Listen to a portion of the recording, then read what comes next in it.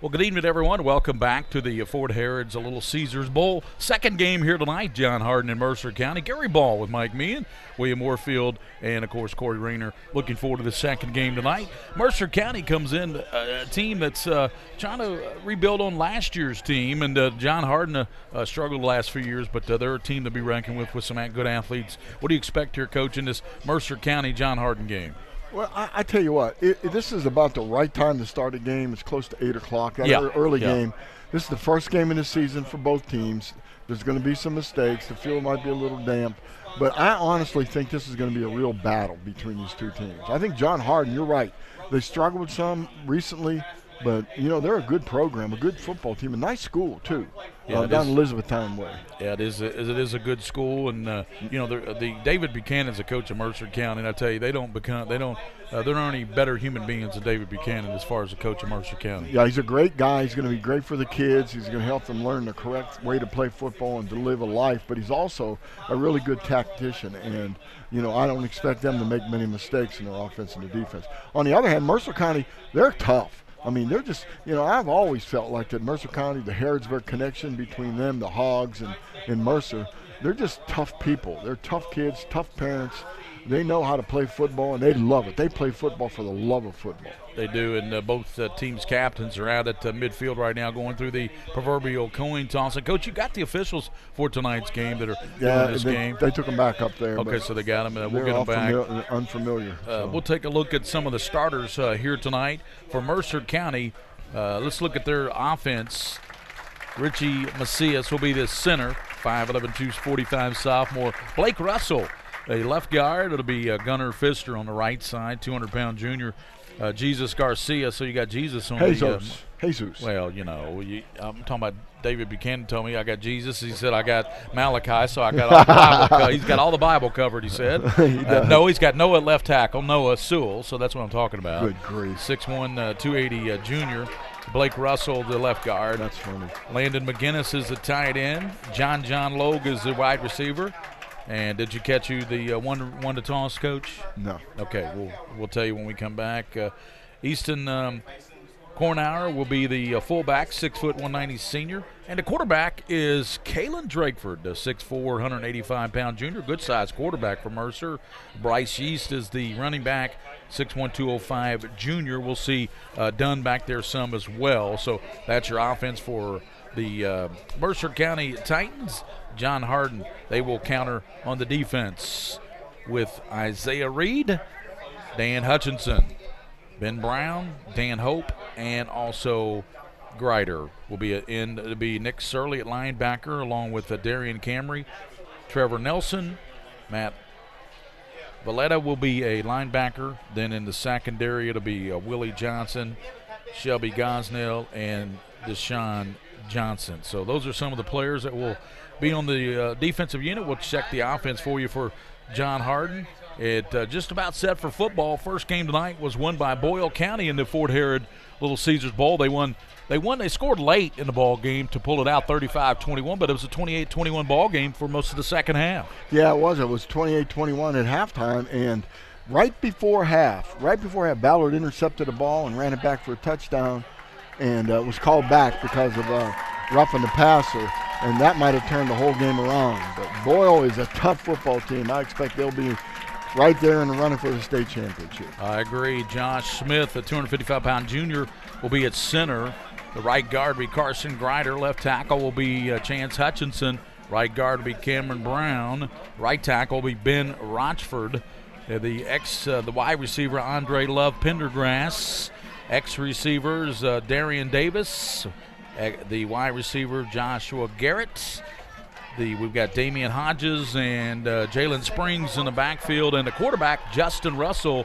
And right off the bat, we're going to see John Hardin's offense because they are going to receive the football, Coach. They sure are, and be good. This will be interesting. I haven't seen them at all, so this is new to me.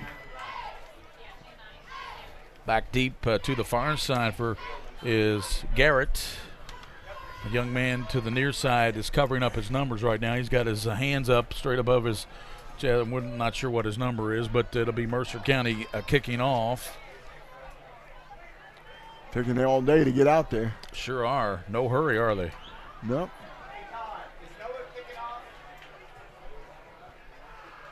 Waiting to see who comes out for Mercer County. So kicking off for Mercer County will be Caden Devine, looks like. Number 3? No. What is that number? Can't tell. So Mercer County kicking off to John Hardin. Short kick. Up man will take it and bobbles it and diving on it. Picked up by John Hardin, and it's going to be a scrum at the 15-yard line, but they get the ball. Yeah, that guy's not supposed to handle the ball. He's supposed to let it go. He's supposed to let that ball go over his head or bounce on out. He's not used to handling the football. I bet he hasn't caught one kickoff in practice. So Justin Russell will lead out the football team, the quarterback for John Hardin. To his right is Jalen Springs, a senior running back. Triple set to the top of your dial. Lone receiver to the bottom. Now some shifting goes on as Garrett goes inside instead. He comes in motion. Here comes Garrett. They give a sweep to Garrett around the right side. He's hitting the backfield and dropped. Good play turned in by Yeast. Bryson Yeast, the linebacker, who will also play a lot at running back for Mercer County. Nice quick move, like a linebacker coming out, stopping the sweep. They're a good football team. Let's just take a real good look at this defense. They've got them backed up. Look at it. It's a 3-man front. They're running a 3-4 look. Back to pass is Russell. He's open. Going downfield. He's got his receiver up at the 38-yard line. First down as he finds his receiver, and that's going to be Johnson. Deshaun Johnson, the 6'3" target, made the catch. Nice catch, wasn't it? Nice throw. 38 yards, yes. So he picked up about 20. Nice job. I mean, that's a big first play of the game, or second play of the game. John Hardin gets a first down on the catch by Deshaun Johnson from Justin Russell. Russell gives to Springs, bouncing it outside. Springs still on his feet. Won't go down, and finally goes down at the 41-yard line. Jalen Springs. These coaches do a great job of teaching pursuit. Every team we've seen knows, in practice, they know, go to the football. Put 11 hats on the ball if you can. Go to the ball quick and arrive angry. That's what my defensive coordinator, Mike Wainscott, God rest his soul, used to say. Get to the ball and get there angry. Springs slot to the left. Russell back to pass. Quick pass on the near side, incomplete. Almost intercepted. He's trying to go to Davis, the junior receiver. Davis on a bubble screen out there. Looked like a screen anyway. He had some blockers in front of him, but, man, Mercer County spelled that one out. They did, and we've seen enough interceptions tonight without seeing any more. We had 5 turnovers in the first half for Ballard, 4 interceptions. No score. Russell back to pass, throws it down the left side, and it's intercepted by Mercer County. Picked off, and back there to pick it off was 17, and that's Mason Darland. This is like intercepting city over here in Mercer County. Mason Darland with the pick.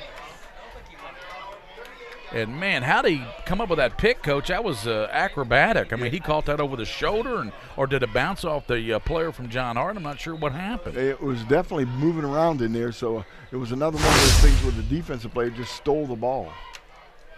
So Mercer will take over. Keelan Drakeford is the junior quarterback, 6'4". Drakeford with fakes to Yeast. Quarterback keeper around the left side. He's got some blockers. He's to the outside, to the 40. Here's a flag come flying in as Drakeford takes it all the way to the 40-yard line, about a 17, 18-yard pickup. But there's, hold the phone, there's penalty markers down.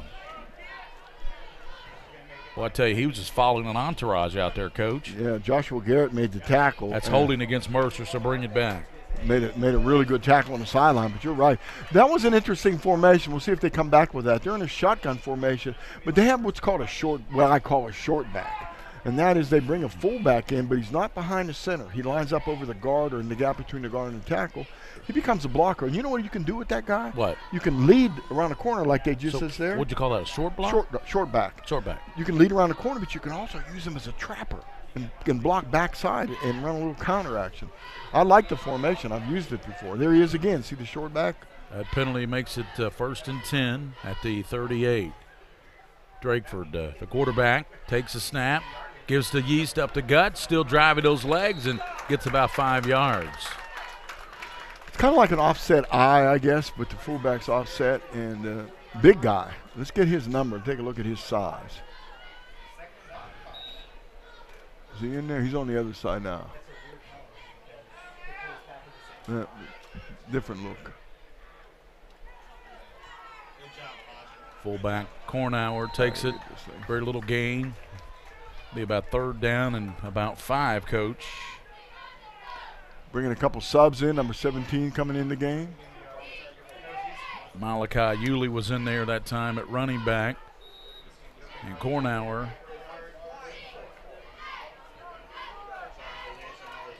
Man-to-man out here. Drakeford out of the shotgun, 3rd down. Long snap. Gives inside, and let's see, Malachi Yulee hit. Good defense by John Hardin up front. Nice play.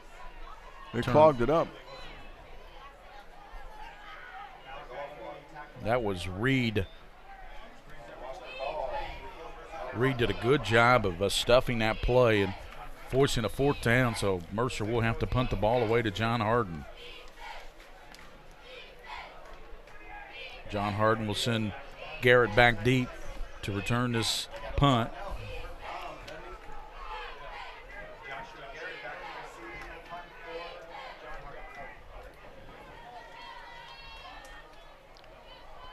Noah Davis set the punt from the 35-yard line. Waiting for the snap.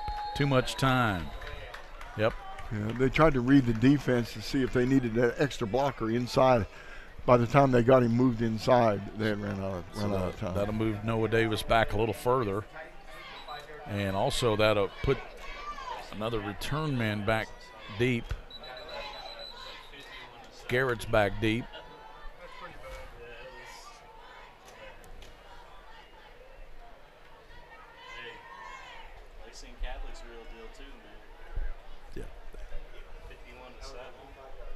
Over Madison Southern, who went to state finals last year.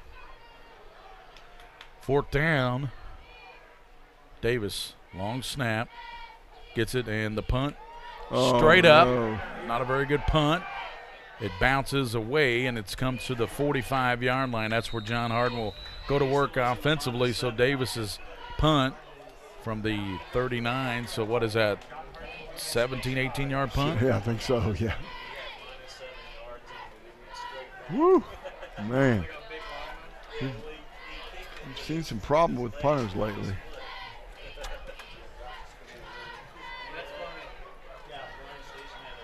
John Hardin will take over at the 45-yard line here in the first quarter. 8 minutes, 21 seconds to go. Gary Ball, Mike Meehan, William Warfield, the king of stream, and Corey Rayner. Handoff goes inside, and dancing bounces outside. Still on his feet. Still going, and back to the line of scrimmage goes Jalen Springs. Did all that running and got back to the line of scrimmage. Yeah, he ran about 40 yards and got nothing. He was in trouble right away, though. This is a 3-4 defense. 3-4 defense is basically to feature your linebacker. So we should see a lot of action by the linebackers in this. The 3 down people are going to occupy those linemen, the center, the gaps between the guard and the tackles. And then the rest is done by all those linebackers. 2nd down, no gain on that play. Russell gives it a 2nd man through. And that's going to be the backup running back. And we got trying to find out who that is, Coach. We got no lights on in here in this press box. That's Dominique Hodges, number 25. So Hodges in the backfield now with Russell. Wideouts both sides. Russell looking to pass, throws it downfield, and it's nearly caught. Nearly intercepted, nearly caught. Then nearly caught again. Yeah. Brings up 4th down. Big difference in the receivers in this game. In the first game, the receivers are all like 6'4", 6'3". John Hardin showing those, unless they quick punt it like we saw a lot last night. And there was movement. John Hardin trying to set their offense. 4th and 6. They're going for it up near midfield. Russell passes near side. It's caught. He's not going to get the first down. Good tackle. Yeah, great tackle by Yeast. Open field on Johnson. Yeah, I'll tell you what, they don't know this because they're from Elizabethtown, but if you see a Yeast, don't throw the ball at him. If he's playing defense. Well, they know it now because they've thrown to him his way twice, and he's made 2 good tackles. Yeah, that name is synonymous with being able to hit you. So Mercer County takes over at the 47-yard line. 7 minutes, 2 seconds to go, first quarter. No score, second possession for Mercer. John Hardin's had it twice. The first game, they scored every time they had the ball in the first half. Yes. It's 28-21 at halftime. Give wow. Right side, and that is Malachi Yulee. And let's see, he got back to the line of scrimmage. Pretty good defense there on the interior line and linebackers for John Hardin. Malachi Yulee.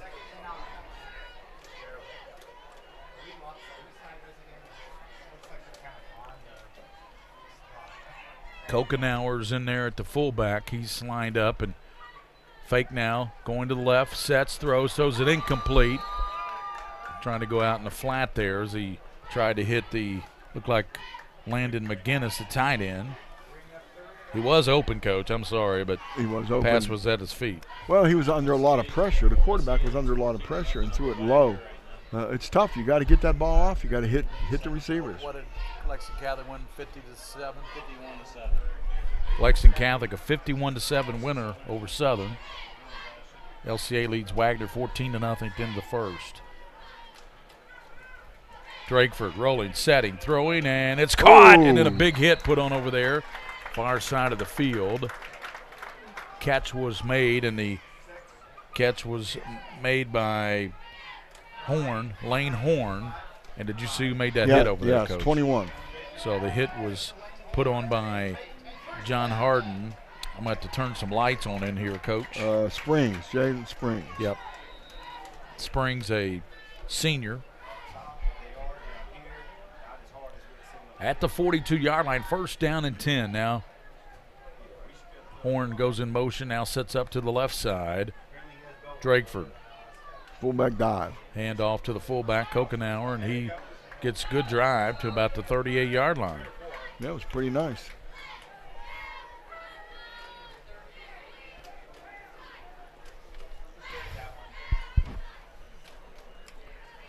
This will help you or not. Yeah, here we go. That help you? That was Jamison Chiro, 6'1". Yeah, that helps. Yep. Coach Meehan's always prepared. Always. It's your camping gear, isn't it? It's it. Second down and 7. Little. Inside it goes now to number 2. Using a lot of backs, aren't they, Coach? Yeah. They're running everybody in there, and that was number 9, Landon McGinnis. Yeah, they ran a little trap that time. Tell you what, I'm gonna get my glasses on them here so I can call everybody. It's hard to see those. Yeah, it really uniforms. is. First down at the third down and 7. See what Mercer County has here. Drakeford out of the rolling to the left. Drakeford being pursued. He's got the first down, 30, 25. He's at the 20 and shoved out of bounds. And the tackle was made there and by Garrett made the tackle. Yeah, I'll try to help you with defense here. Offense, I can hardly see their number. All right. We got Yeast in there at running back now, and also Kokenauer's in the fullback. Drakeford under center. Gives back to Yeast. Yeast driving down to the 10 to the 6-yard line. Good use of offensive line there, driving exchanging the line of scrimmage. The offensive line's job is to move the line of scrimmage down as they block, and they did that as a unit. Good job. At the about 8-yard line, they only need a yard for a first down. Kokenauer driving down. He's got the first down to the 5-yard line. That was a tough way to earn it, though. They're all over him. He got his helmet taken off, too. Good size kid. Kokenauer is, Easton is 6 foot, 195 pounds. Good size kid. And here comes 60-7, the enforcer. There he is. That's Brent McKittrick, 5'11", 250. He's a freshman. Let's see him block. I'm sure that's what he's there for. Toss, left side, and down to the 2-yard line. Nice. Lee, that's Bryce Yeast. So to the 2. Second and goal from there. Yeast coming out of the game. Going back in now, Coach. Yeah, coming out, going in. He's 6'1", 205, a junior. He's a tailback. Quarterback Drakeford gives to him right side, dives down, and gets near the goal line, but it's not going to get in. No, he was close, though. He must be on about the half-yard line. Yep, John Hardin's tough down here, Coach. They are. Especially up front, they got Webb at 6'3", 290. Number 73. Yeah, you either got to do the same thing, run quarterback sneak, or maybe have the quarterback bootleg it out. Drakeford's going to keep it, and he's hit, driven back, and good play there by Reed, Isaiah Reed. Yeah, they just took the offensive line, picked him up, and moved him back 2 yards. That was a really good defensive play. Excellent job by the defensive line. Yeah, particularly 56, Isaiah Reed. He made the play, Coach. He's a nice-looking guy. We have just 2 minutes, 29 seconds in the first half, and Mercer County taking their time in the first quarter, excuse me. What'd I say? Half. You're just rushing it a little bit. First game was won by Boyle over Ballard. That was a good game. It was fun. It really was fun. Toss to Yeast, and he's going to get in. Touchdown, Bryce Yeast. Gets his first score of 2018, the first touchdown of the season for Mercer County. Bryce Yeast. Nice job. Really nice job. Quick toss left side, and he just walked into the end zone. Good blocking on the corner, on the edge. Nice job. Here's the extra point.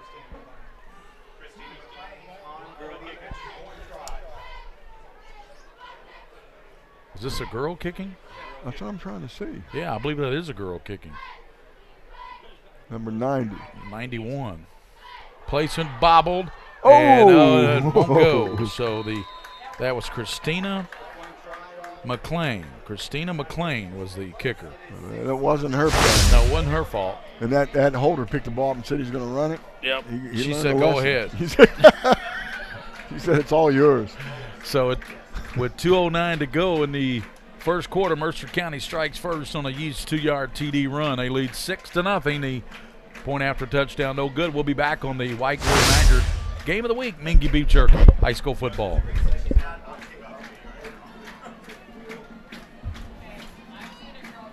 What's your starting 5? How about this one? Mild, hot, Cajun, barbecue, and teriyaki. It's the flavors of Mingua Beef Jerky, each one handmade from Ronnie Mingy's all-natural recipe using top-quality beef. That's what makes Mingua Beef Jerky stand out. Take it from me, Tom Leach. Pick up a package today, and if you don't see it, ask for it. And check them out online at MinguaBeefJerky.com. That's MINGUA beefjerky.com. And go there today to see their newest product, Mingua Beef Jerky Meat Sticks in mild, hot, or honey barbecue.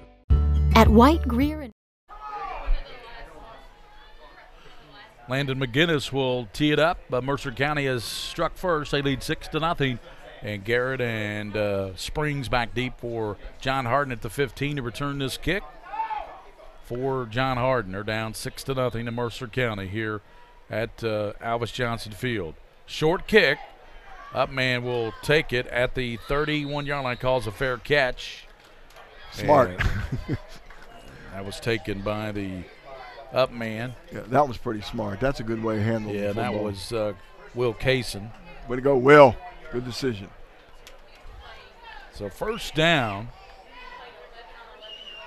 for John Hardin at the 31-yard line. It's a decent field position. A good place to start right there, you know, on the 30-yard line. Let's see if they can get Jalen Springs out in the open field. He's fleet of foot. Triple receivers out to the top. Quarterback throws left side to Russell. He's got the catch and Nice up job. to the 38-yard line. See, now that's a good job by the quarterback. He put it in there. Yeah, he laid it in there to Johnson, Deshaun Johnson, 6'3" target, coach, number 13. Yeah, he put it on a rope. 2nd and 4, pickup of 6. Another no-huddle team, shotgun team. Triple receivers to the close side. Give now to Springs, trying to bounce it outside. Stiff arms a man, looks for a block. He's to the 40 and to the 40. Got the first down, up to the 40. Here comes a late flag. Very late flag. By the back judge after the play. Let's see what the call is here.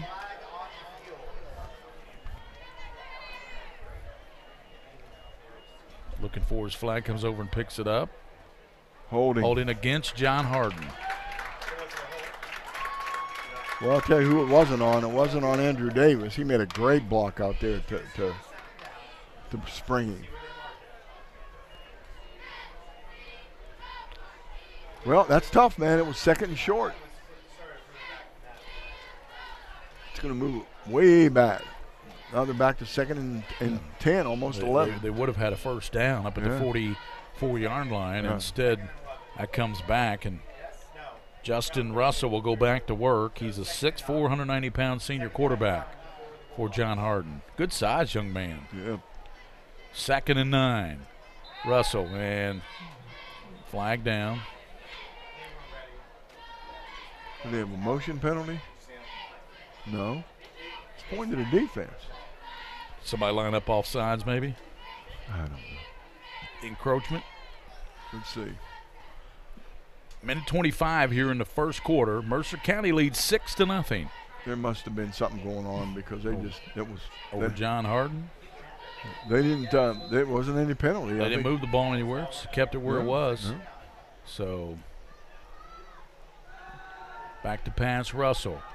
And Garrett, I tell you, he saw the linebacker coming at him. Around the tunnel screen. And the tunnel screen, when there's a free defender there, you're in trouble. But I like the play. That's a really good choice of a play. But it's all about timing. Lane Horn was coming, number 5 for Mercer, and for Garrett for John Hardin. I think he heard footsteps. Yeah, they call that a jailbreak screen, and you can tell why. It's all crazy. Russell looking to pass, has time, throws it downfield, intercepted by Mercer County. Picked off and returned down inside the 40-yard line. Yeah, threw it short and gets in trouble every time.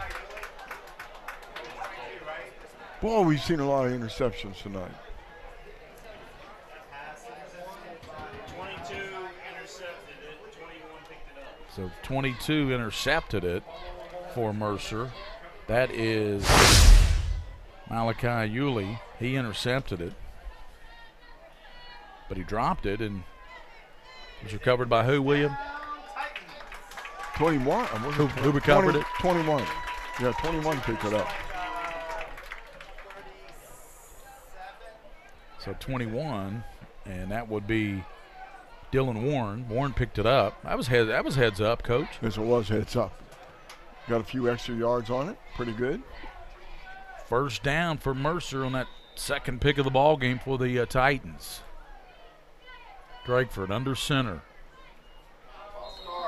Toss, and it's going to be. Yeah, it's a procedure against the offense. 58 move before the ball was snapped. They were going to toss that one in motion to Dylan Warren, but before Warren could get there, they threw the flag. Yep, big number 58. He decided, I'm going to leave early. So it'll be 1st and 15. Coming up at halftime, Coach, you'll have your UFOs, and you make the call. You make the call. Got a good one. I got you involved in the one that's halftime. Yeah, you're playing, and I'm playing. Okay. That'll be good. First down and 15 at the 43. Drakeford rolling left, sets, throws, and it's caught down to the 32-yard line. Nice job. Ball hauled in down there by Warren, I believe it was. Yep. Yes, it was Dylan Warren, a 5'10 junior. Yeah, and Nicholas Surley made the tackle. Nicholas Surley Jr. Dylan Warren hauled it in. Twins out to the top. Kokenar hit hard and dropped immediately. Woo, big time hit. Turned in there by John Hardin's linebacker, Daly Navish. Or Navish Daly. Navish Daly, a senior. Yeah, they've got those names turned around. We're used to the other way. Yeah. Navish Daly. 3rd down and 4. Drakeford motion in their side. I think somebody jumped. I think Mercer County jumped on the offensive line. Just 20 seconds, coach, to go here in the first quarter. Yeah, and the play keeps being stopped by penalties, buddy. It's first game, coach. Yeah.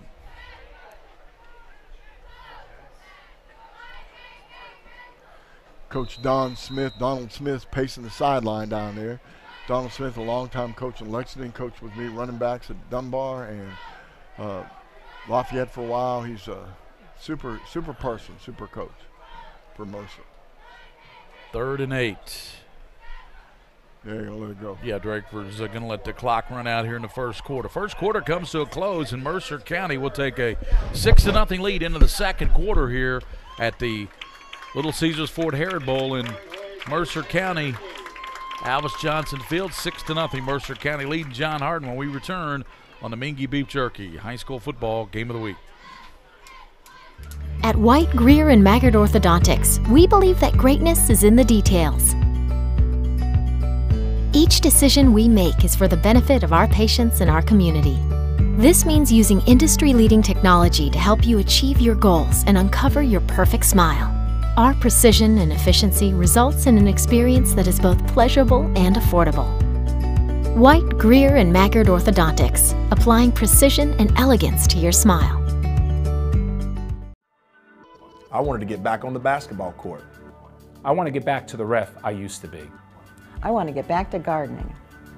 I want to get back to playing with my band. Only one team is qualified to get patients back to living their lives. Bluegrass Orthopedics has physician experts to assist in your recovery, whether it's an injury or chronic condition. Bluegrass Orthopedics provides convenient, specialized, and comprehensive care for your unique life.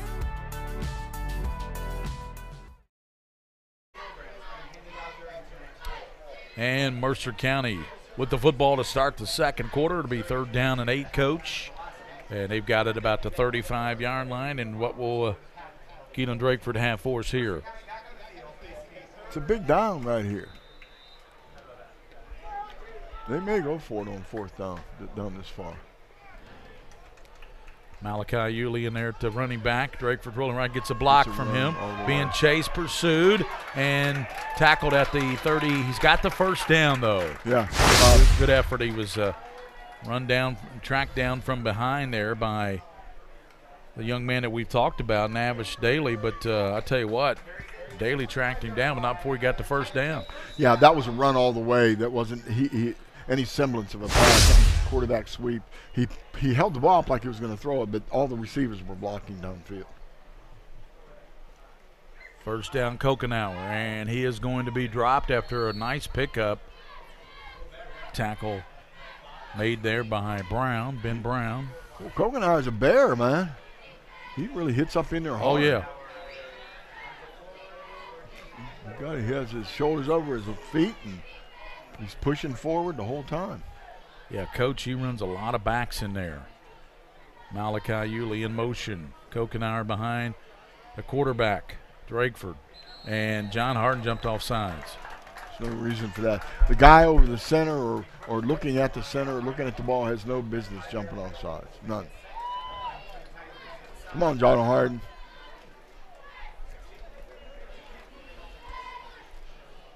So brings up 2nd and short. They only need about a yard, coach, for first down. Right. They could waste down on this. They could throw the ball. Drakeford under his center. Motion. Sweep. Toss back inside, and first down, I believe, there, turned in by Warren.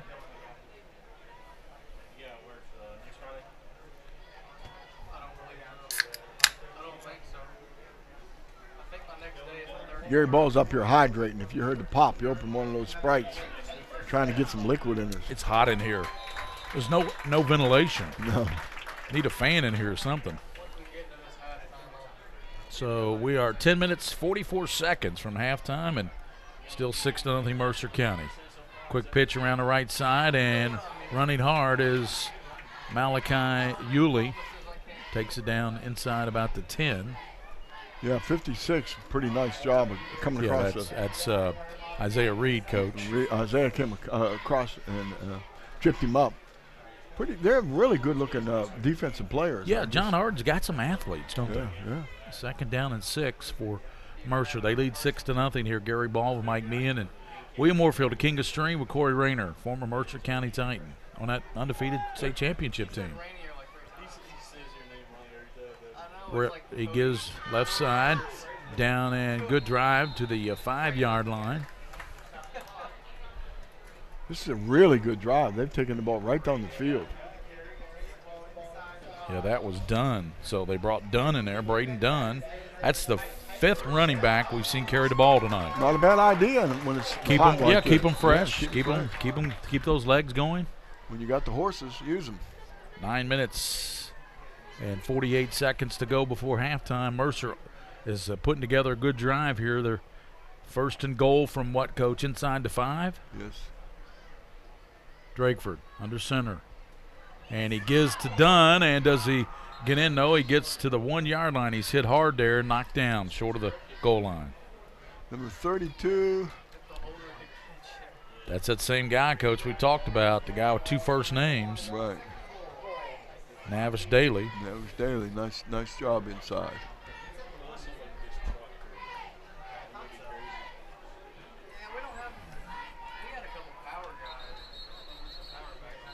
Timeout. Timeout on the field with 9:07 to go. First half action. Mercer leads 6-0 over John Hardin. And we'll be back on PrepSpin.com. Did you know, in addition to education assistance, UPS now provides housing for qualified employees through the UPS Kentucky Living Options and Opportunities Path, also known as UPS Kentucky Loop. You can work part-time in Louisville, go to school at Jefferson Community and Technical College, and receive housing for up to 2 years. Earn a degree or learn a trade. It's up to you. Loop benefits are available to those who live outside the Louisville metro area, whether you're just starting college or going back to school. It's time to get in the loop. For more information, visit upsjobs.com. That's upsjobs.com. Take a little walk with me. I'll keep you in good company and be there for you till the end. You'll never be alone, my friend.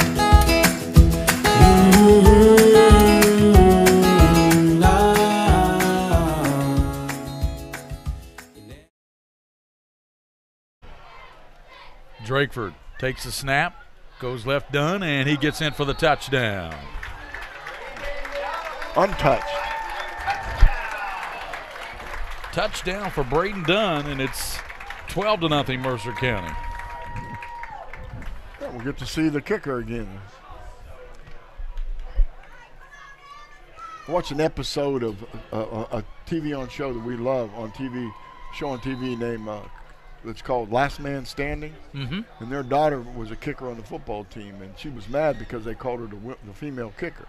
She said, I just want to be called a kicker. Yeah, she's a kicker. She's a kicker, buddy. And John Hardin jumps off sides, and Christina McLean is the place kicker. 9:04. And now David Buchanan might go for 2. He might. They get to half the distance. Yep. Yep, they're going to go for 2 as they be half the distance to 1.5 instead of the 3. Kokenaar comes in. Also coming in is Malachi Yulee. My bet is Kokenaar gets this one, Coach.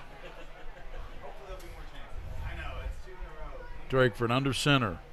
He gives it to Malachi, and does he get in? No, they say he was stopped. Oh, I thought he got So in. he was stopped just short, so the kick is no good earlier, and this two-point conversion no good. So 9:04 to play in the first half. Mercer 12, John Hardin nothing here on the Mingua Beef Jerky White Greer Maggard Game of the Week. We'll be back on PrepSpin.com.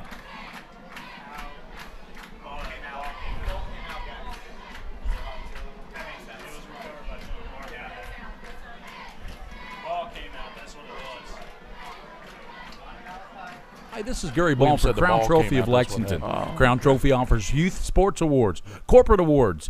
They offer signs and a full line of promotional products. They're located at 2680 Wilhite Drive on the corner of Nicholasville, New Circle Road, just behind Starbucks. Stop by and pick up your copy of our 85-page catalog. Crown Trophy is nationally known, but locally owned with 150 stores nationwide. Crown Trophy, the official provider of plaques for the Scholastic Ball Report and PrepSpin.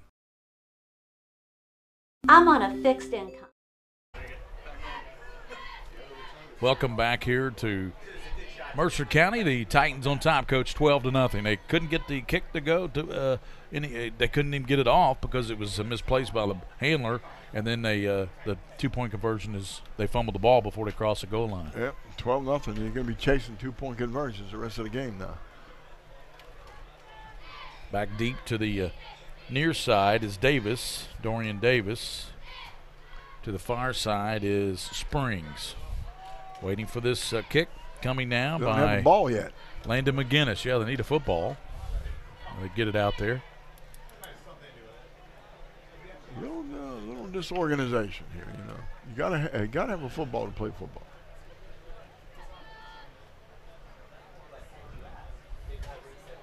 McGinnis set to kick off. Mercer 12. John Hardin nothing here at Fort Harrod Little Caesars Bowl, and that kick is going to be taken to near side. 25-30. And nice return up to the 40. Still running and right out of bounds at the 43-yard line is Darian Davis, 155-pound senior. Darian Davis. Good. They have good field position again now. John Hart's not been able to do anything with the football, but they're in a good position here. Yep. With 9 minutes to go, just about a few seconds under in the first half. Coming up at halftime, the Roberts Insurance halftime report. Coach, will have UFOs, and you're going to get me involved in You Make the Call. I think I'm going to get William involved too. Okay. William Warfield, King of String.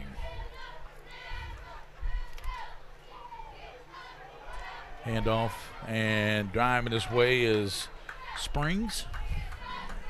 It's a little slow. You got to be a little quicker than that getting the football. Jalen Springs, 5'9", 170 senior, primary ball carrier. Oh, man. Oops. Justin Russell back. Airs it out near side. It's caught, and a hit put on, and going nowhere there. My goodness. Big hit put on. Another penalty. Hopkins, and his penalty flag down. Another flag. They're saying a little bit too much extracurricular by the tackler. I don't know. It didn't look that way to me. I don't know. Waiting for the call here. They're talking to the Whitecap. Mercer County doesn't like the call, as you might well guess.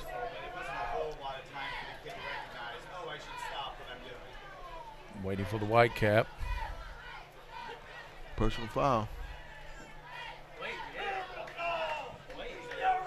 Oh, sideline warning too. Yep. So it's a double whammy. No, that wasn't the sideline. What was that?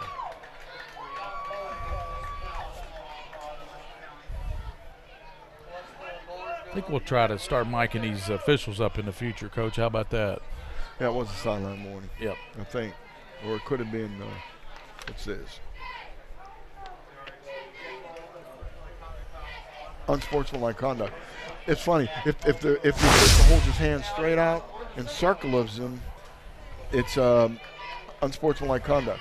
But if he holds them out and pushes them forward, it's a sideline warning. So it must have been. That'll move John Hardin all the way down to the Mercer. Well, they're going to move it again. They're going to give him another 15. Yeah. So it was unsportsmanlike conduct. He's all the way down to the 28-yard line. Yeah. That's a huge penalty. It sure is. Justin Russell, 6'1", 190, senior quarterback for John Hardin, the Bulldogs. Oh, he's a nice-looking kid. John Hardin, he gives left side now, running hard with it to the 20, and run out of bounds at the 25-yard line is Jalen Springs. He picked up about 6 yards, Coach, 2nd down and 4. 57 got up kind of slow. 67 got up kind of slow for Mercer. 67 is Brenton McKendrick. He's on the sideline, but he seems all right. He seems to be all right. 2nd down. Give right side running hard all the way down to the 13-yard line. Springs. Nice job. Really nice play. A little power up the middle, maybe in isolation. A really nice job.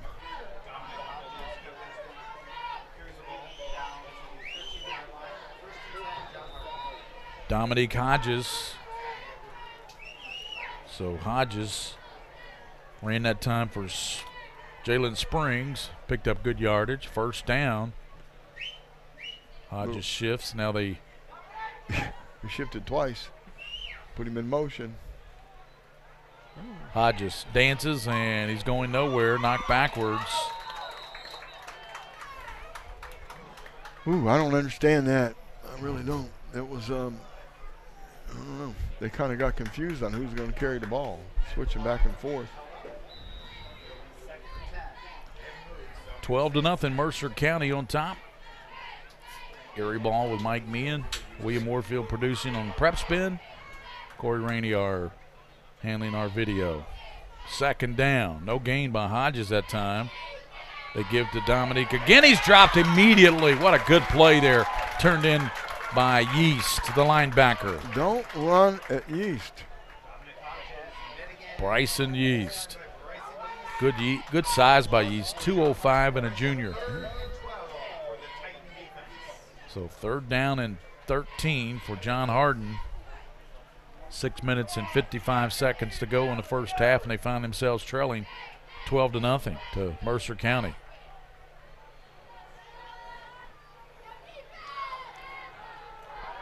Pass right side, and it's going to be caught. Man. No, they say he dropped it. They say he dropped it, but it looked like he caught it. Hey, William, can you see that close-up? See it again? We're going to take a look at that again on the tip. See if he caught it. We have an opportunity to look at the on that replay one. here.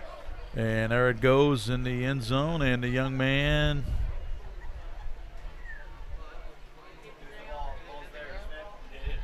hit the ground. Ball hit the ground. So good call by the officials. Yep. Brings up 4th down. Thank goodness for the replay. We can. Yep. That's what we have an straighten advantage. these people out. Yep. Little screen to Garrett over the middle. Garrett trying to cut it outside. Why? And he does not get he's back to the line of scrimmage. That's pretty much it. So Mercer County takes over on downs, Coach, and that play kind of perplexed you a little bit. It did. They're running a tunnel screen, and the one thing that you work over and over when you're teaching tunnel screen is catch the ball on the run, get your shoulders turned upfield, and go straight upfield. Don't go sideline to sideline. It's not going to help you. Turn upfield. Tunnel screen, slip screen, jailbreak screen, same thing. Love the play. I love the play. I did too. And I love the call. It was an excellent When it was call. set up, I thought it was going to be a big play, but you got to get upfield. They sure do. Kokenauer comes in at fullback. Yeast is in at the tailback. Drakeford quarterback. Interesting look. Gives back inside now to Yeast, trying to bounce it outside and hemmed in and knocked down by the defense. And again, Coach, that's Navish Daly. Navish Daly is playing a heck of a game. Navish Daly's been all over the place. Mercer County's trying different formations. They're really trying to figure out a way to get outside. They're struggling with that. Keelan Drakeford talking to His running back, Yeast. Holy mackerel, look at what in the world is this for, man? Look at the split. Yep. They got a 5-yard split between the guard and the tackle. Drakeford will roll to the left. He's going to keep it. Back inside. He's tackled at the line of scrimmage. Will be 3rd and 10. Looked like Paul Raines. I looked like they were ready to get. The Paul Raines was over getting ready to call the water bucket play or the stinky cat or whatever he called the doggone thing. Would spread everybody out all over the field.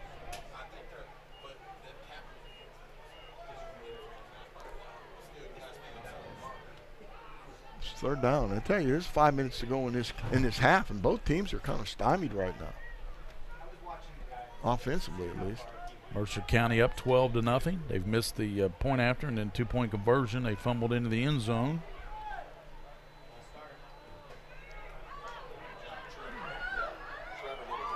That is Malachi Yulee, and he's going nowhere. And he fell on the football, too. Shaken up a little bit. Comes out. He's all right. Yeah, tough guy. He's a tough guy. Right. He's all right. Thing about it is they've used Malachi, they used Yeast, they've used Dunn, they used Kornauer. They've used about 5 backs in this game. Yeah, Kokenauer, excuse me. Yeah. Here comes a punt by Mercer with Garrett back deep to receive. This should be a good opportunity for John Hart. They're going to come after this one. You know that, Coach. Yeah. Well, they're showing a kind of a weird formation here on this punt. They just have everybody spread out. I've seen that used before. Here's the punt. It's not a very good one. Bounces at the 35, 36-yard line, and that's where John Hardin will have it with 4 minutes and 3 seconds to go before halftime. And, Coach, they like to get on the board here before halftime. They could do it. I mean, they've got great field position here. They just got to figure out a way to punch it in. They're struggling moving the football. Yeah, on the last drive, they got the ball pretty well down the field, but they got it on 2 penalties. 2 back-to-back penalties on the same play. Justin Russell surveying the situation.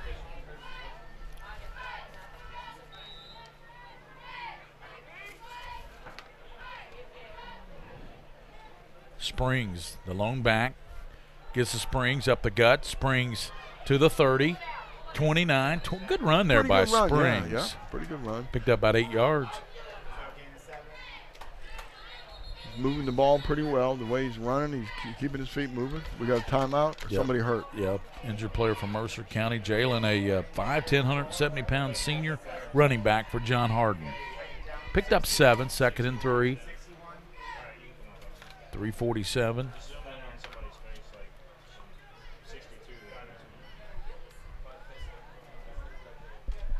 Injured player down, being worked on for Mercer County. Want to remind you that next Friday we'll have the Bluegrass Bowl at Lexington Catholic. The first game at 6 will be Covington Catholic and Henry Clay. And then after that at 8:30, 8:45 would be Lexington Catholic and Ryle. Those should be 2 really good games. Lexington Catholic just took care of business 50-7 today in their win. And they're a good football team. Henry Clay's pretty good too, Coach, but I don't know if they're Cov Cath good, but they'll find out next week. They'll score. Yep. They're fast. With that Raymond Jackson, that kid can fly. The player shaken up for Mercer's number 61, and that's Gunnar Pfister, a 195-pound junior. Oh, what a great name for a football player. Gunnar Pfister. That's a football name. Gunnar.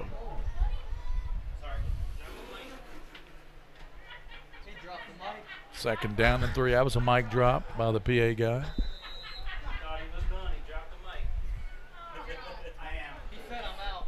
Second and 3.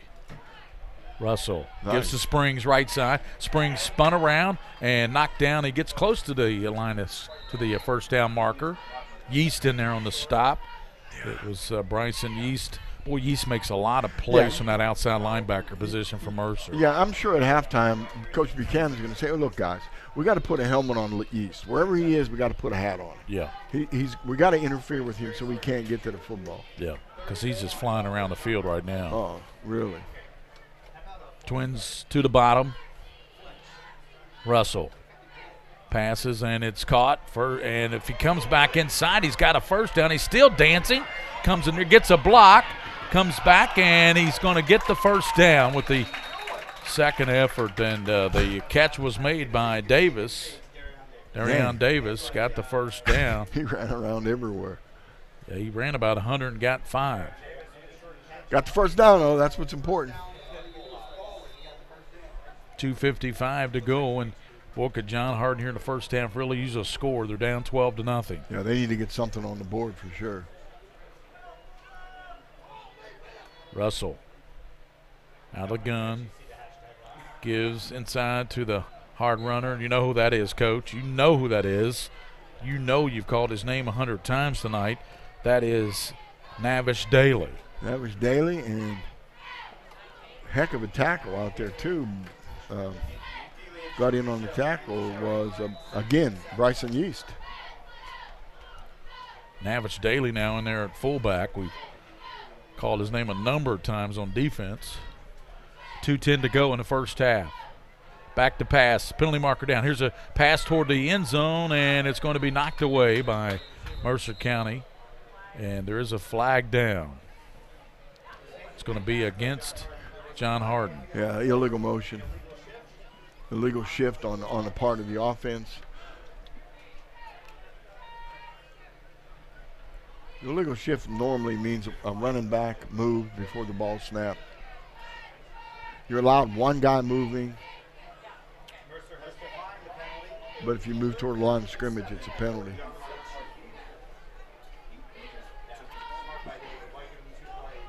We stopped in, had dinner tonight, Coach.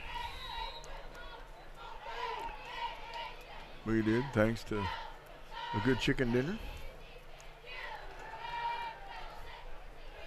Pass caught. Stepped out of bounds. Yep. Stops the clock. A minute and 58 seconds, Gary. It was caught down there by Garrett, Joshua Garrett. Interesting. They really need to get in here, like you said. It'd be really important for momentum and everything else to get in the end zone. Look for Garrett. I mean, he's a good target. 6'1", 6'2". There's Navish Daly, and Daly's not going anywhere. It's pushed, but to the line of scrimmage, maybe the 10, the 9. So a pretty quick whistle on that one. He was still fighting forward. Yeah, they gave him the 9-yard line. So pick up of 2, 2nd and 8. If you're John Hardin, you have a minute 32 of first half football left. You split Garrett out to the bottom. Triple receivers out to the top. Little screen. It goes now the middle, and with it is Springs. Springs back toward the middle and to the 5, and it's going to be inside the 5. Nice job. Yeah, good job by Springs. Down inside the 5. That's going to be 3rd and about 3, maybe 4. See how he turned upfield that time? Came back and got his shoulder square and turned upfield and got some yardage. Good job. Russell looking to pass, throws it, intercepted at the goal line. He's going to come out of there and tackled at the 8-yard line. Picked off.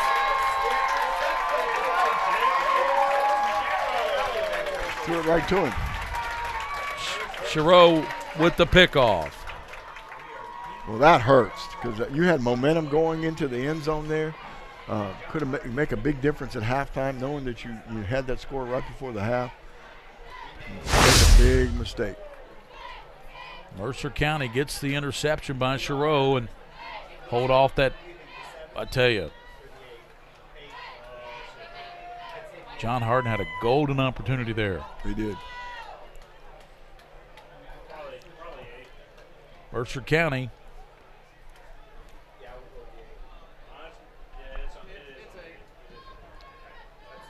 Kokenauer and Malachi Ewing in the backfield. They give to Malachi. Left side hit and hemmed in, and good play turned in there by Hope and company. Somebody called a timeout. John Hardin called the timeout. That's timeout with 42 seconds to go in the first half. 12-0, Mercer County on top of John Hardin. John Hardin just can't get anything going offensively. No, this reminds me of a game. A couple years ago, I went up to watch my brother's team in Western Pennsylvania. He's a coach up there, Blairsville High School, and they were playing a team called Purchase Line. It was way out in the country, way out. It was 12-0 at halftime. Everything looked good. The other team scored twice, missed both extra points, went 5 overtimes. By the time I got home, it was like the next morning. Well, don't jinx us tonight. 5 overtime. Who won? Not my brother's team.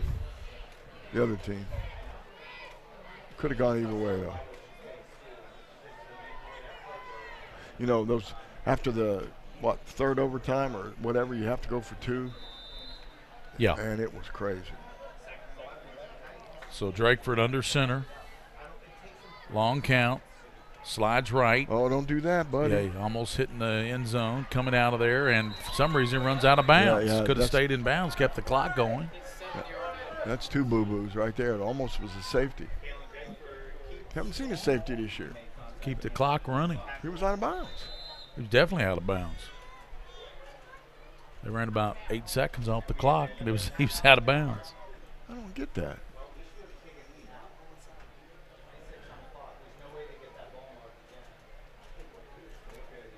So timeout called. I think Mercer County, did they call this one? Yeah, they did. They're trying to force a punt. Well, John Hardin probably just wanted to run the clock out. Maybe this is David Buchanan's coming in there and saying, don't run backwards into the end zone. We don't want that.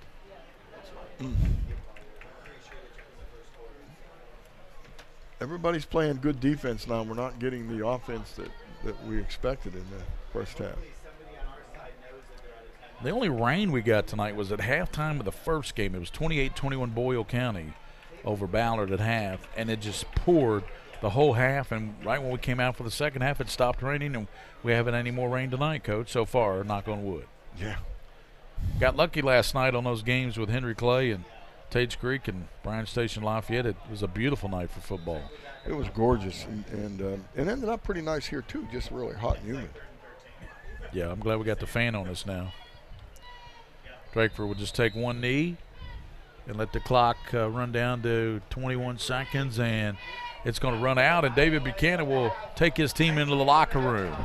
So we're at halftime. Mercer County 12, John Hardin nothing here at the Little Caesars Fort Harrod Bowl in Mercer County at Alvis Johnson Field here. We'll be back on the Mingua Beef Jerky Game of the Week, brought to you by White Greer Maggard. PrepSpin.com, 12-0 Mercer County here at halftime.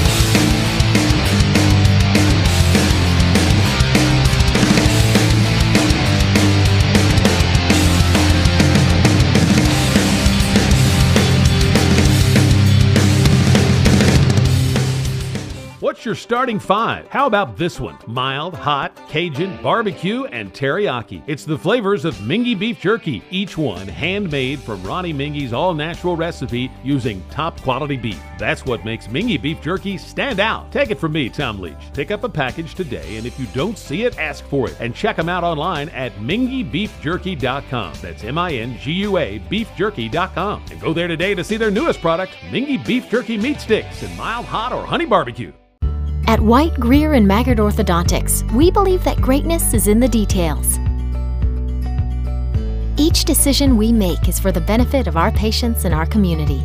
This means using industry-leading technology to help you achieve your goals and uncover your perfect smile. Our precision and efficiency results in an experience that is both pleasurable and affordable. White, Greer, and Maggard Orthodontics, applying precision and elegance to your smile. I wanted to get back on the basketball court. I want to get back to the ref I used to be. I want to get back to gardening. I want to get back to playing with my band. Only one team is qualified to get patients back to living their lives. Bluegrass Orthopedics has physician experts to assist in your recovery, whether it's an injury or chronic condition. Bluegrass Orthopedics provides convenient, specialized, and comprehensive care for your unique life. Did you know in addition to education assistance, UPS now provides housing for qualified employees through the UPS Kentucky Living Options and Opportunities Path, also known as UPS Kentucky Loop. You can work part-time in Louisville, go to school at Jefferson Community and Technical College, and receive housing for up to 2 years. Earn a degree or learn a trade. It's up to you. Loop benefits are available to those who live outside the Louisville metro area, whether you're just starting college or going back to school. It's time to get in the loop. For more information, visit upsjobs.com. That's upsjobs.com. Take a little walk with me.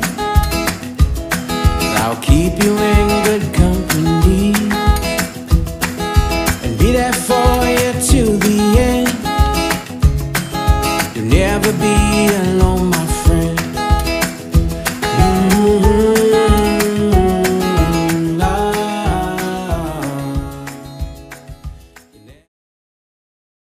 Hi, this is Gary Ball for Crown Trophy of Lexington. Crown Trophy offers youth sports awards, corporate awards.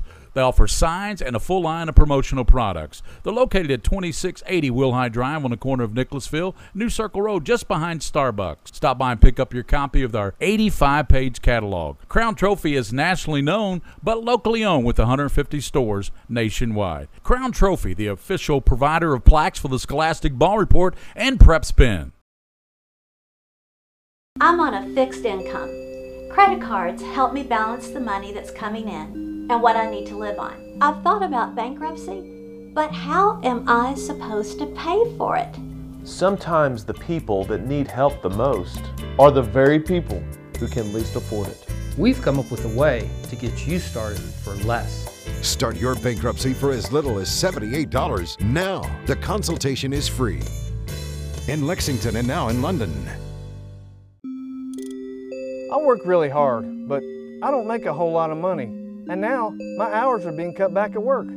I've gotten so far behind on my bills, I feel like I'll never get caught up. We're Atkinson, Sims, and Kermode. We're not going to judge you. We've come up with a way to get you started for less. Start your bankruptcy for as little as $78 now. The consultation is free. 859-CALL-US. In Lexington and now in London. The future of healthcare seems dark at times, but for patients in Kentucky with diagnostic imaging needs, there's a place with clarity and a compassionate staff.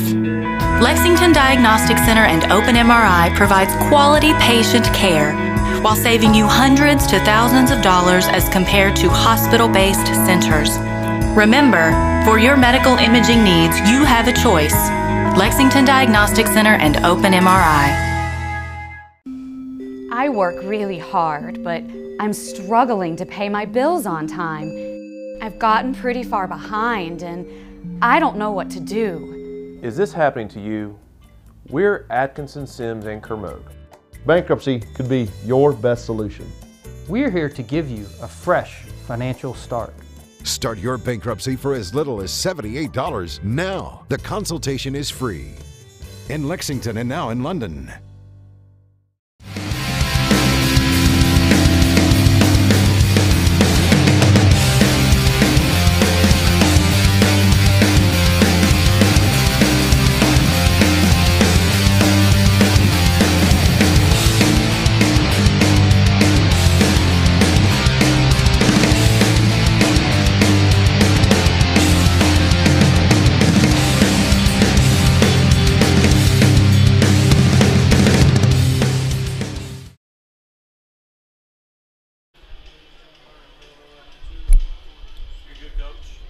Welcome back to Alvis Johnson Field for the Pioneer Bowl here at the campus of what? The old Mercer County High School? Is that what it is? Yeah, it's really nice here.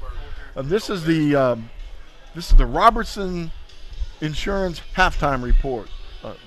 Mike Meehan here, and we're going to do our usual. We're going to start off with our UFO. Now, I only have one this time. I only got a UFO from Mercer County. John Hardin slipped on me a little bit, but that's okay. I mean, you know, they're not used to what we do here. So UFO stands for Unheralded Football Overachiever.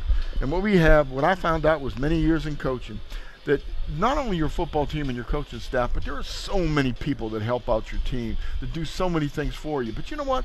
These people never get a lot of credit for what they do. We're talking about people behind the scenes. We're talking about custodians, and we're talking about managers, trainers, boosters, and so on.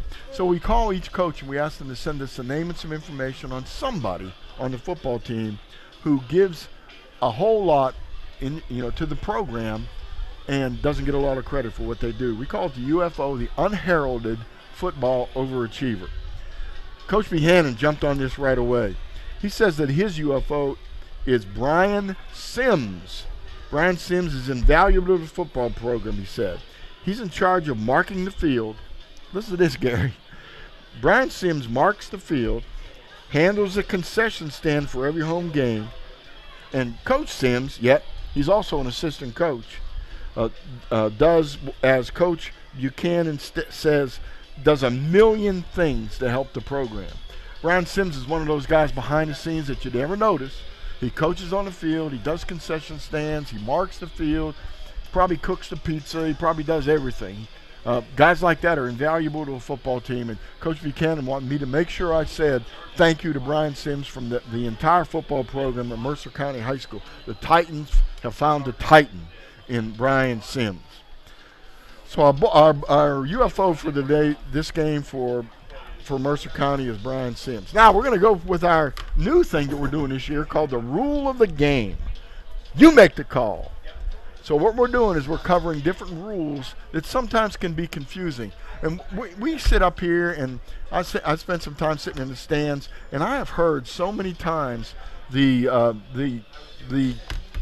people in the stands just go up and yell and at the stripes at the referees and the officials because they just don't understand things. Now we got to make sure everybody gets this. Pro, college, and high school have very different rules, and so we concentrate on the high school rules. Today we're going to talk about the fair catch rule. All right, the fair catch rule. You have a legal fair catch and an illegal fair catch. Here's how you make a legal fair catch. The legal fair catch signal is when a receiver or a person on the receiving team of a kick, and remember, it can be a punt, it could be a field goal that falls far short of the goal line, or it could even be a kickoff. You can make a fair catch. A fair catch signal is when the receiver completely extends his arm above his head and waves it from side to side. Now, a half wave won't get it, or a wave to the side of the body won't get it. A fair catch is completely extending the arm up and then waving it from side to side. When that happens, a player on the kicking team cannot interfere with that catch in any way or tackle the receiver after he makes the catch. The receiver might catch the ball and take a couple steps, but that might be momentum. If the receiver catches the ball and runs with it, don't tackle him. He made a fair catch signal. That could be a penalty against him for making an invalid fair catch and running the ball. A fair catch can be used on, like I said, a punt, field goal, kickoff, or whatever. Now, guys, here's a tricky situation. Yes, sir. Corey's team, our friend Corey's team, the youngest member here, so he can run the best. Corey's team punts the ball to Gary Ball's team.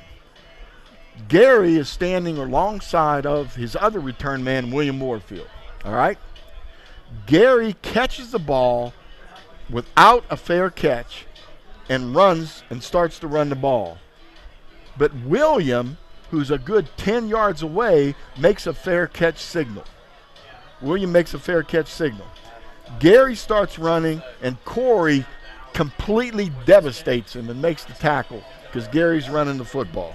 He makes a hard tackle on Gary, and Gary fumbles. Corey falls on the ball and recovers the fumble. You make the call. Is it a penalty or not a penalty? No. It is not a penalty, and I'll tell you why. 2 in a row. I'll tell you why. Even though Gary caught the ball and was running it, William made a fair catch signal. You cannot depend on Corey as a player to see someone else make a fair catch signal and make a tackle over here. So Corey is not penalized, and Gary just gets hit real hard. Now, the ball, Corey, goes back to Gary's team because it was a fair catch. All right. that's the rule of the game, the fair catch rule. So you can see that there can be some confusion. Just because the guy who runs the ball doesn't make a fair catch, it can't be a penalty if someone else on the team inadvertently makes a fair catch, even if it's 10 yards away. And you'll see that happen sometime. The only other thing that happens is the guy who makes a fair catch signal cannot block. And that's really important, because actually I saw that happen when I was coaching many, many years ago. One of my first few years, it was in the 80s. And Coach, these are really good rules that you're telling us about here at halftime of these games. Fourth game you've done. I tell you what, because officials appreciate that you're trying to educate people on all these rules, and that's a really good rule there you just told us about. Good, and I want people to understand, especially if any officials get the word of this. Yeah. We appreciate what you do, but if I'm making a mistake, you need to let me know. You know what I want? I want an eye doctor to get it. I want an eye doctor to call us, and an eye doctor sponsor this. Yeah. That would be good. We're calling out there for an eye doctor. Yeah, we're calling for an eye doctor. Sponsor the You Make the Call. Yeah, if you come in here and say you want to sponsor You Make the Call, we'll give you a little sponsorship. Step up, Dr. Ken Weaver. Yeah, yeah, he's my eye doctor. Yes, step up. All the eye doctors over at. Well, I can't name them all, but I don't want to say that. But there are some football fan eye doctors out there. There are some really good football fan eye doctors. Karen McMillan, Joe McMillan, your son played football for Lexington Catholic. Yep. Step up. Let's do a sponsorship of a You Make the Call. We do thank all of our sponsors. You know, I got to mention those folks. Yeah. Mingua Beef Jerky, White Greer Maggard, Crown Trophy, Bluegrass Orthopedics, Good tackle. Atkinson Sims and Kermode, Ask Law Service, UPS, the Kentucky Loop, Whitaker Bank, Sutherland Chevrolet, don't text and drive, Rafferty's Restaurants, Double Dogs as well, and also Roberts Insurance and Lexington Diagnostic, and the Scholastic Ball Report, which gets underway Labor Day weekend. We'll tape on the October 29th. We'll have our first Scholastic Ball Report brought to you by UK Sports Medicine and Orthopedic Surgery. So all of our sponsors. Coach, we'll step out, come back here on PrepSpin. It's halftime, and Mercer County leads 12-0 over John Hart. We'll be back on PrepSpin.com. I work really hard, but I'm struggling to pay my bills on time. I've gotten pretty far behind, and I don't know what to do. Is this happening to you? We're Atkinson, Sims, and Kermode. Bankruptcy could be your best solution. We're here to give you a fresh financial start. Start your bankruptcy for as little as $78 now. The consultation is free. In Lexington and now in London.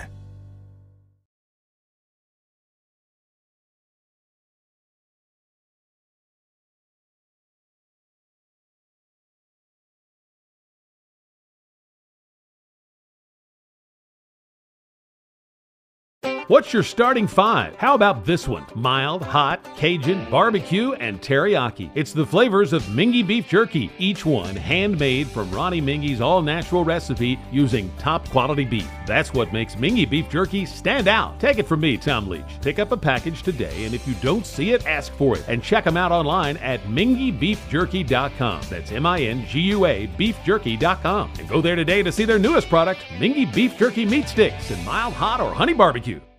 At White, Greer, and Maggard Orthodontics, we believe that greatness is in the details.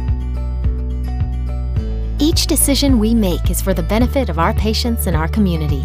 This means using industry-leading technology to help you achieve your goals and uncover your perfect smile. Our precision and efficiency results in an experience that is both pleasurable and affordable. White, Greer, and Maggard Orthodontics, applying precision and elegance to your smile.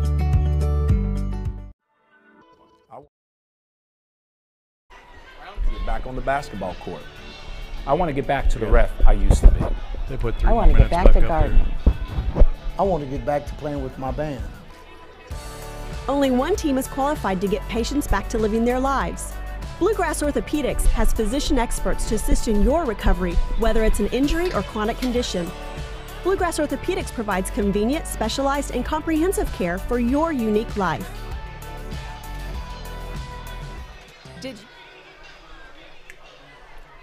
Welcome back here to Mercer County High School, the Little Caesars Ford Harrod Bowl here. Mercer County up 12-0 here at halftime. The Titans up. Of course, Mercer County really a team that plays really good defense. They got a couple interceptions in that first half, Coach, and John Hardin, a good defensive squad. They just can't really get muster much offensively. Yeah, there was a really nice drive right there at the end of the first half. They couldn't punch it in through an interception down there in near the end zone. And again, they're a good football team. They're just making some mistakes in the critical times. Mercer County under David Buchanan and Coach Ergstrom under John Hardin. I think it's, what, Coach, his third or fourth year there, John Hardin? I believe so. David Buchanan's in his second or third year here at Mercer County. A long-time Mason County coach. Long-time Mason County. And you know what? I've been over there a couple times for a Fellowship of Christian Athletes conferences, which he ran, and just a super job. He's just a great guy. And like I said, it's very important that these coaches teach the right things to these kids, and I'm sure that John Hardin coach does, but I know David Buchanan personally, and he does a super job. Yes, he's really a great man and a great coach. David Buchanan, of course, kudos to Chris Souter, the Mercer County basketball coach, back-to-back girls state championships for Mercer County. And not only that, he is now riding out to the college level, assistant coach at the collegiate level, Chris Souter.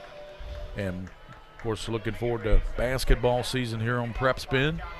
The football season just underway. Last night we had two big games in the city of Lexington.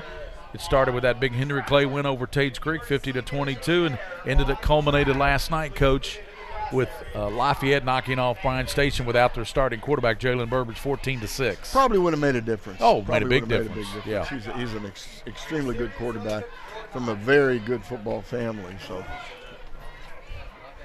So it will be Mercer County receiving the ball to start. It'll be Dylan Warren back deep, is the deep man. Here's the kick, and Warren comes up, takes it at the 20, 25. Warren at the 30. Nice Warren count. 35, looking for a block. There's flags down. Warren at midfield, ran out of bounds. Great return, but I'm afraid it's going to come back. Yeah, it's going to come back. There's a flag for sure laying on about the 38-yard line. We got a little hold and block. In the back, I'm sure. So they'll bring it back, and Mercer County will have more yardage to produce. That'll take it back, and let's see where they place it at. Holding against Mercer County. Let's see where they mark it at, Coach. All the way back to the 28-yard line. That's where they have the ball.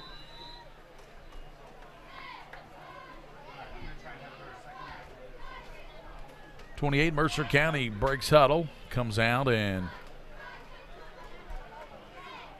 send John Logue out to the top. Drakeford. And we're going to have Yeast down to the Wildcat, but timeout first. Timeout called, so Dave Buchanan not liking that, Coach. Timeout with 11:50. You have a call timeout in the first few seconds of the ball game. We'll step out on PrepSpin.com. Timeout on the field, 12-0 Mercer County. We'll be back. Did you know, in addition to education assistance, UPS now provides housing for qualified employees through the UPS Kentucky Living Options and Opportunities Path, also known as UPS Kentucky Loop. You can work part-time in Louisville, go to school at Jefferson Community and Technical College, and receive housing for up to 2 years. Earn a degree or learn a trade. It's up to you. Loop benefits are available to those who live outside the Louisville metro area, whether you're just starting college or going back to school. It's time to get in the loop. For more information, visit upsjobs.com. That's upsjobs.com. Take a little walk with me. I'll keep you in good company and be there for you to the.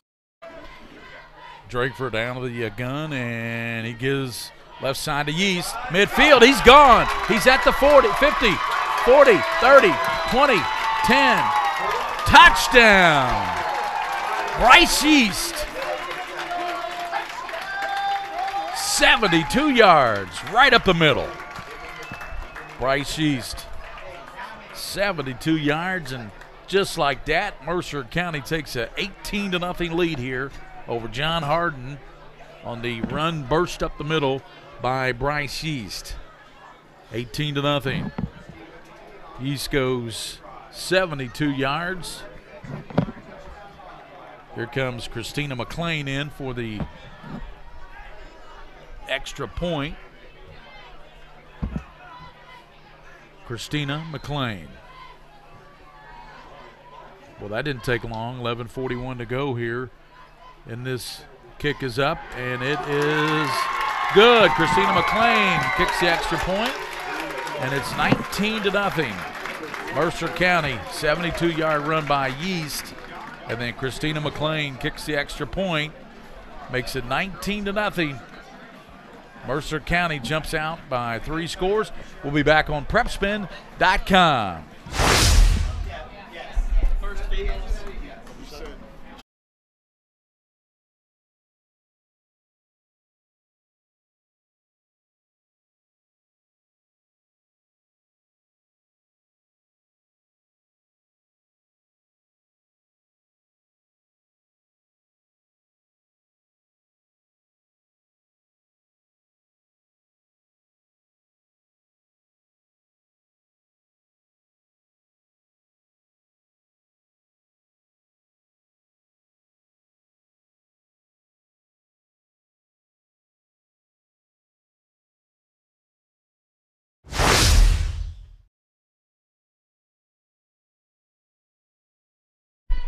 Christina McLean is the first girl to score a point in Mercer County football history with that extra point, Coach. Well, good for her. God bless her. Thank goodness.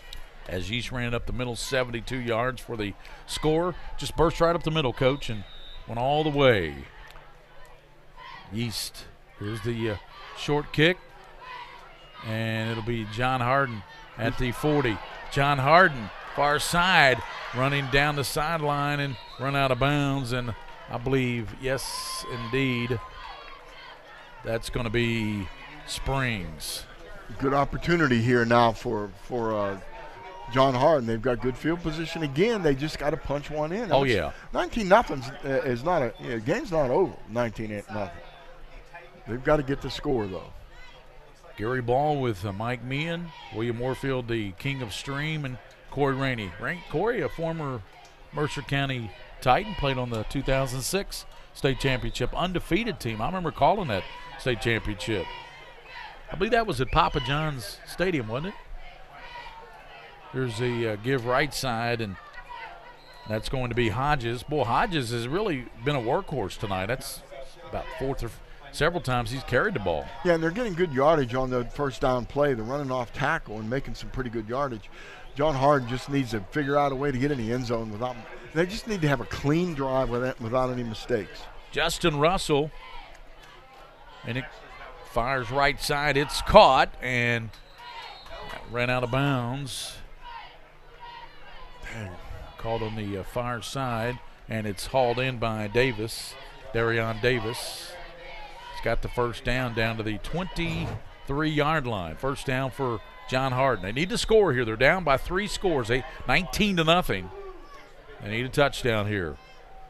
Here's Springs up the gut to the left, to the 10, trying to keep his balance, and flipped and goes down at the 9-yard line. That'd be first and goal. Nice run by Jalen Springs. Yeah, he had a nice run going, and he got tripped up, and you're right, he did a little forward roll at the end of it. Yeah. So maybe you get a little extra yardage on the forward roll. But getting down here hasn't been the problem, but punching the ball in has been a problem for John Hardin. Well, this is a great opportunity for them here.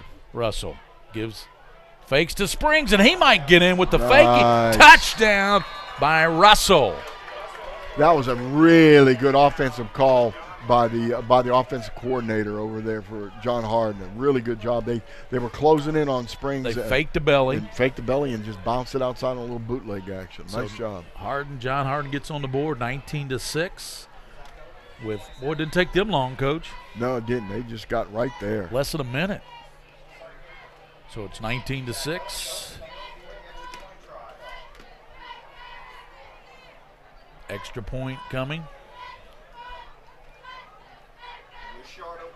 Left-footed kicker.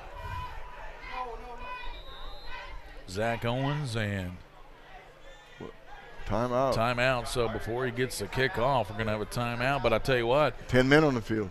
We've had 2 touchdowns here in the first, Coach, a minute and 15 of the second half.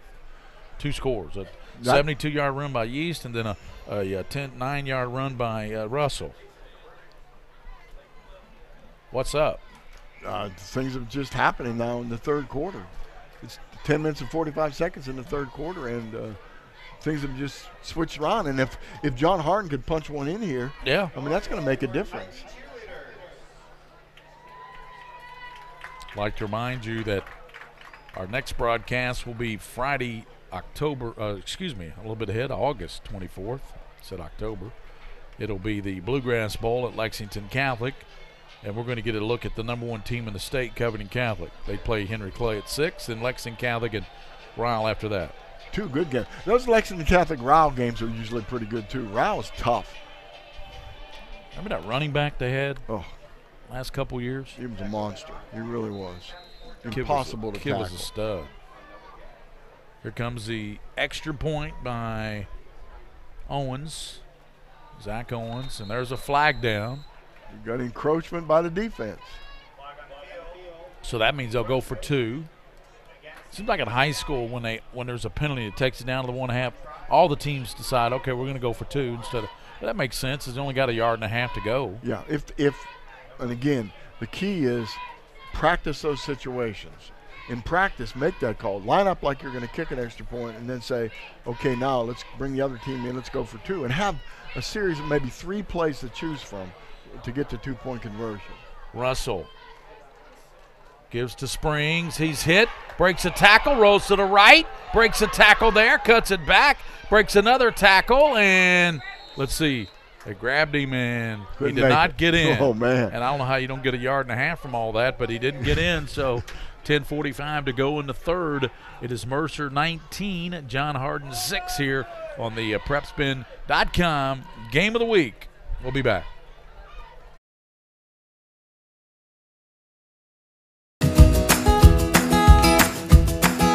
Take a little walk with me. I'll keep you in good company and be there for you to the end. You'll never be alone, my friend.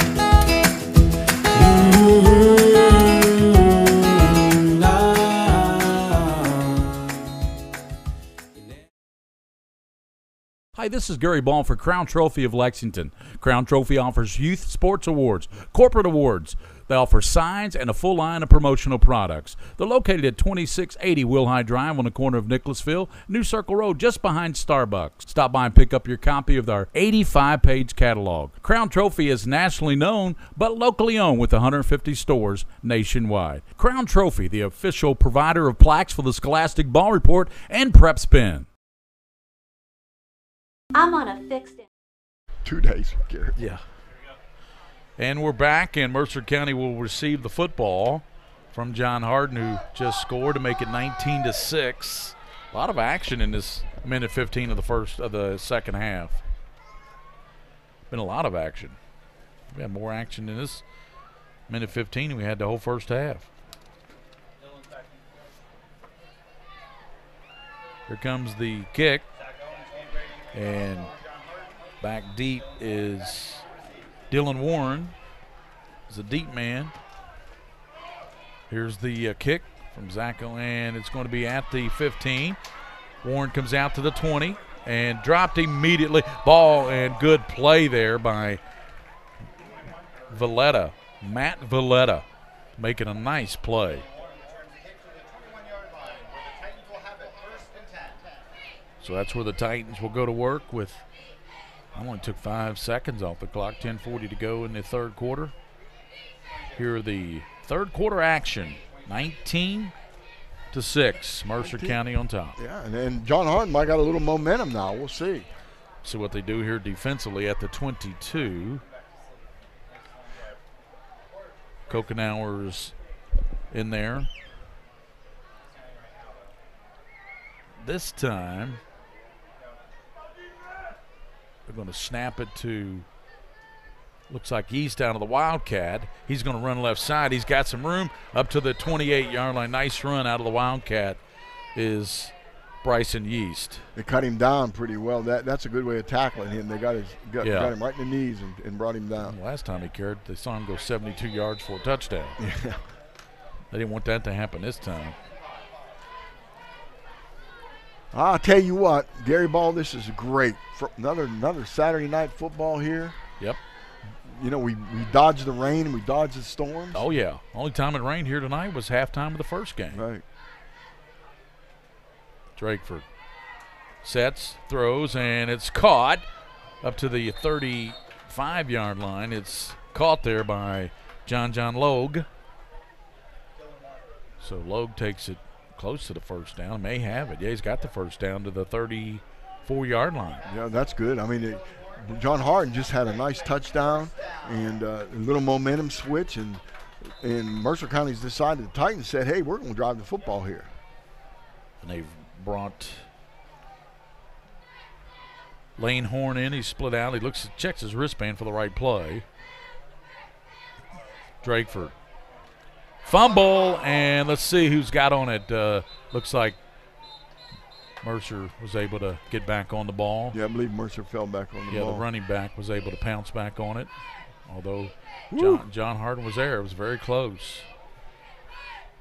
And the official saying it's Mercer ball. Well, it looks like there's a real good battle going on inside between the center and guard for Mercer and the two defensive, the nose and the tackle there for John Hardin. I've been watching. It's like a war. Every play, one person wins and the other one doesn't, and so back and forth. These offensive and defensive linemen, people, they work as hard as anybody. And like we like to feature the backs and receivers, but these guys are tough. I think Malachi's back in there at tailback. They give to Malachi, and he comes right. Fumble, and I think John Hardin got this one at the 35. They got the turnover they needed. That was the battle I was talking about, too. It's amazing to watch these defensive tackles and offensive tackles battling out. Mercer County has, and let me explain this. Mercer County does what's really, really good. They double team, and when the one lineman posts the defensive man, the other one slides off for the linebackers. The problem with that is if you don't post that guy, he slides through, and stuff like that happens. Will Kaysen came up with that fumble, Coach, number 23. He's been in a lot of plays. Yes, he has. Let's see what Russell has for us here. He's down 19-6, but he's got the ball at the 35. Looking, airing it out down the right side, throwing it deep, and it's going to be tipped away at the last moment. Great play there by Mercer County. Boy, if he doesn't tip that ball away, that was a super play turned in there by Dylan Warren, the 5'10 junior. Yeah, I guess it's a good idea after a turnover to try to throw it deep. Go for the juggler. But the problem is you're throwing toward where your receivers are three, well, if and Warren, there are three defenders over there. Yeah, if Warren doesn't make a great play there, I think that might be a touchdown. Handoff goes inside to Springs, trying to bounce it outside to 30, and he's to the 25. Springs still on his feet and down to the 20-yard line. That a pretty run? That was a good run by Jalen Springs. Yeah, I like the way he bounces outside and then squares up to get downfield. That young man just electrified the crowd here. I tell you, a score here and a two-point conversion, Coach, we could have a 19-14 ball game. Yeah, but you don't want, well, I'm not going to say it. Russell airs it out and incomplete, trying to go over to Aaron Scott, the big 6'2" target. Looked like they were trying that slip screen again. And he just overthrew him. He was trying to go over here to the near side to Scott. Threw it high, incomplete. Oh, no, that might have slipped out of his, as a release, that might have come out of his hand a little bit. It might have. It looked like it was, it sailed on him, didn't it? Yep, sure did. Jalen Springs split to the left. Russell throws it over, and it's caught all the way down inside the 5-yard line on a great catch turned in there by Johnson, Deshaun Johnson. What a great catch. That ball was thrown a little bit behind him, and he caught the football, locked it up, took a good hit. Making this interesting, especially if they score here. Russell Takes a snap, looks left, throws it over, and it's going to be a touchdown to Johnson. He went back to 13. He said, hey, brother, you took us to the 5. I'm coming back to you. Touchdown to Johnson. Yeah, that might have been what LCA ran a lot. The system teams run a lot of that. It's a double slant. Or you can call it a pick if you want. Well, I don't think – it might have been, but it looked more like a double slant. It did. That's true. Let's call it that. Somebody goes like a 2-yard slant, and the other guy goes about a 4-yard slant. 19-12. They're going to bring in the kicker for the extra point. And that's Zach Owens, the sophomore left-footed kicker. Placement, they can't get it down again. They just have to pounce on the ball. The holder just had all kinds of trouble. So it rolled back. The ball rolled back to him. 7:55 to go in the third. Mercer County 19, John Hardin 12 here. Good football game brewing here at the Fort Harrod Little Caesars Bowl here at Mercer County High School on Mingua Beef Jerky. White Grill Maggard Game of the Week on PrepSpin.com.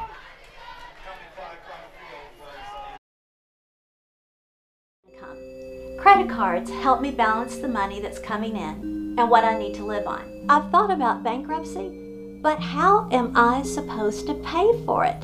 Sometimes the people that need help the most are the very people who can least afford it. We've come up with a way to get you started for less.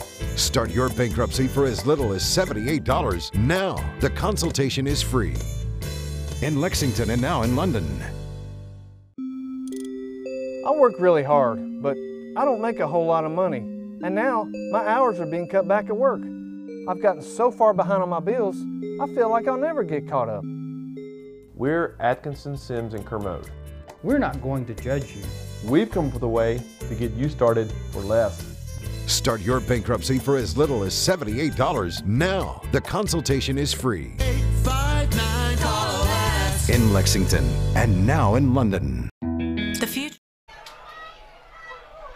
And Mercer returns it up to the 30 and 32-yard line. Warren with the return off the kick by Owens, and that's where they'll have it injured. Looks like a kid down might be cramping, Coach. Yeah, 26 for John Hard made a great saving tackle on that play. And that would be to Sean Moore. Sean Moore, good job, buddy. Way to hustle. Titan player cramping up. 7:48 in the third quarter. Mercer County, I tell you, Mercer scored 7 points, but they've been outscored 12-7 here in the first 5 minutes and 12 seconds of this third quarter, Coach.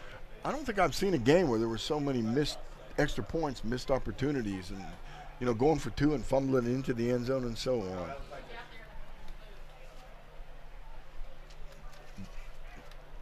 Yeah, there's a little cramping going on, so.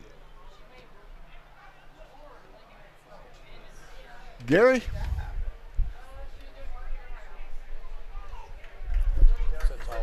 All right, we are approaching a very important part of this football game. Yes, sir. It's 7 minutes and 48 seconds to go. Yes, sir. Third quarter. 19-12. John Hardin just had some momentum. Let's see if they can stop him and get the ball back. Pitch left side, and bursting up is Dunn, bursting up to the 36-yard line. Braden Dunn, the ball carrier. Quick toss there from Drakeford, the quarterback. Kalen Drakeford, Coach, 6'4", 190, a senior. Good. I mean, we've seen some really good quarterbacks here tonight. And they're all tall and rangy. Boyle County's. Oh, he. Lanter, he's 6'1", 6'2". Frederick Douglass has a 6'8" quarterback. 6'8", so that'll yeah. be interesting. Second down and 6 for Drakeford. Slides right, Dunn breaking tackles. A good effort. So he gets it up to the 39-yard line. Man, he broke that tackle in the backfield, Coach, and that was a good effort by Braden Dunn. Yeah, I think here comes Yeast back in. They just alternate these backs in there constantly. They got a ton of them. They got yeah. Malachi, Braden, Bryson, Kokenauer. Ton of backs for deep in the backfield, aren't they? Yeah. Coach Donald Smith is down there. I'm watching him. Donald Wayne Smith. He's like he always has been. He's you know, he's coaching Mercer now, and he is just so animate. He's all over those kids, just yelling and screaming and patting them on the back and everything. Quick toss to Yeast, left side. Yeast hit and drop. Might be short of the first down. He is short, Coach, by about a yard, and Mercer County will probably have to be forced to punt this football at their own 40. They have two choices here, punt or maybe line up to, like they're going to run it. And here comes the have punter. A long count in. Yep, I think 7's a punter. No. No. Drakeford's still in there, the quarterback. So they haven't even started the play clock yet. No, they haven't. No, they did.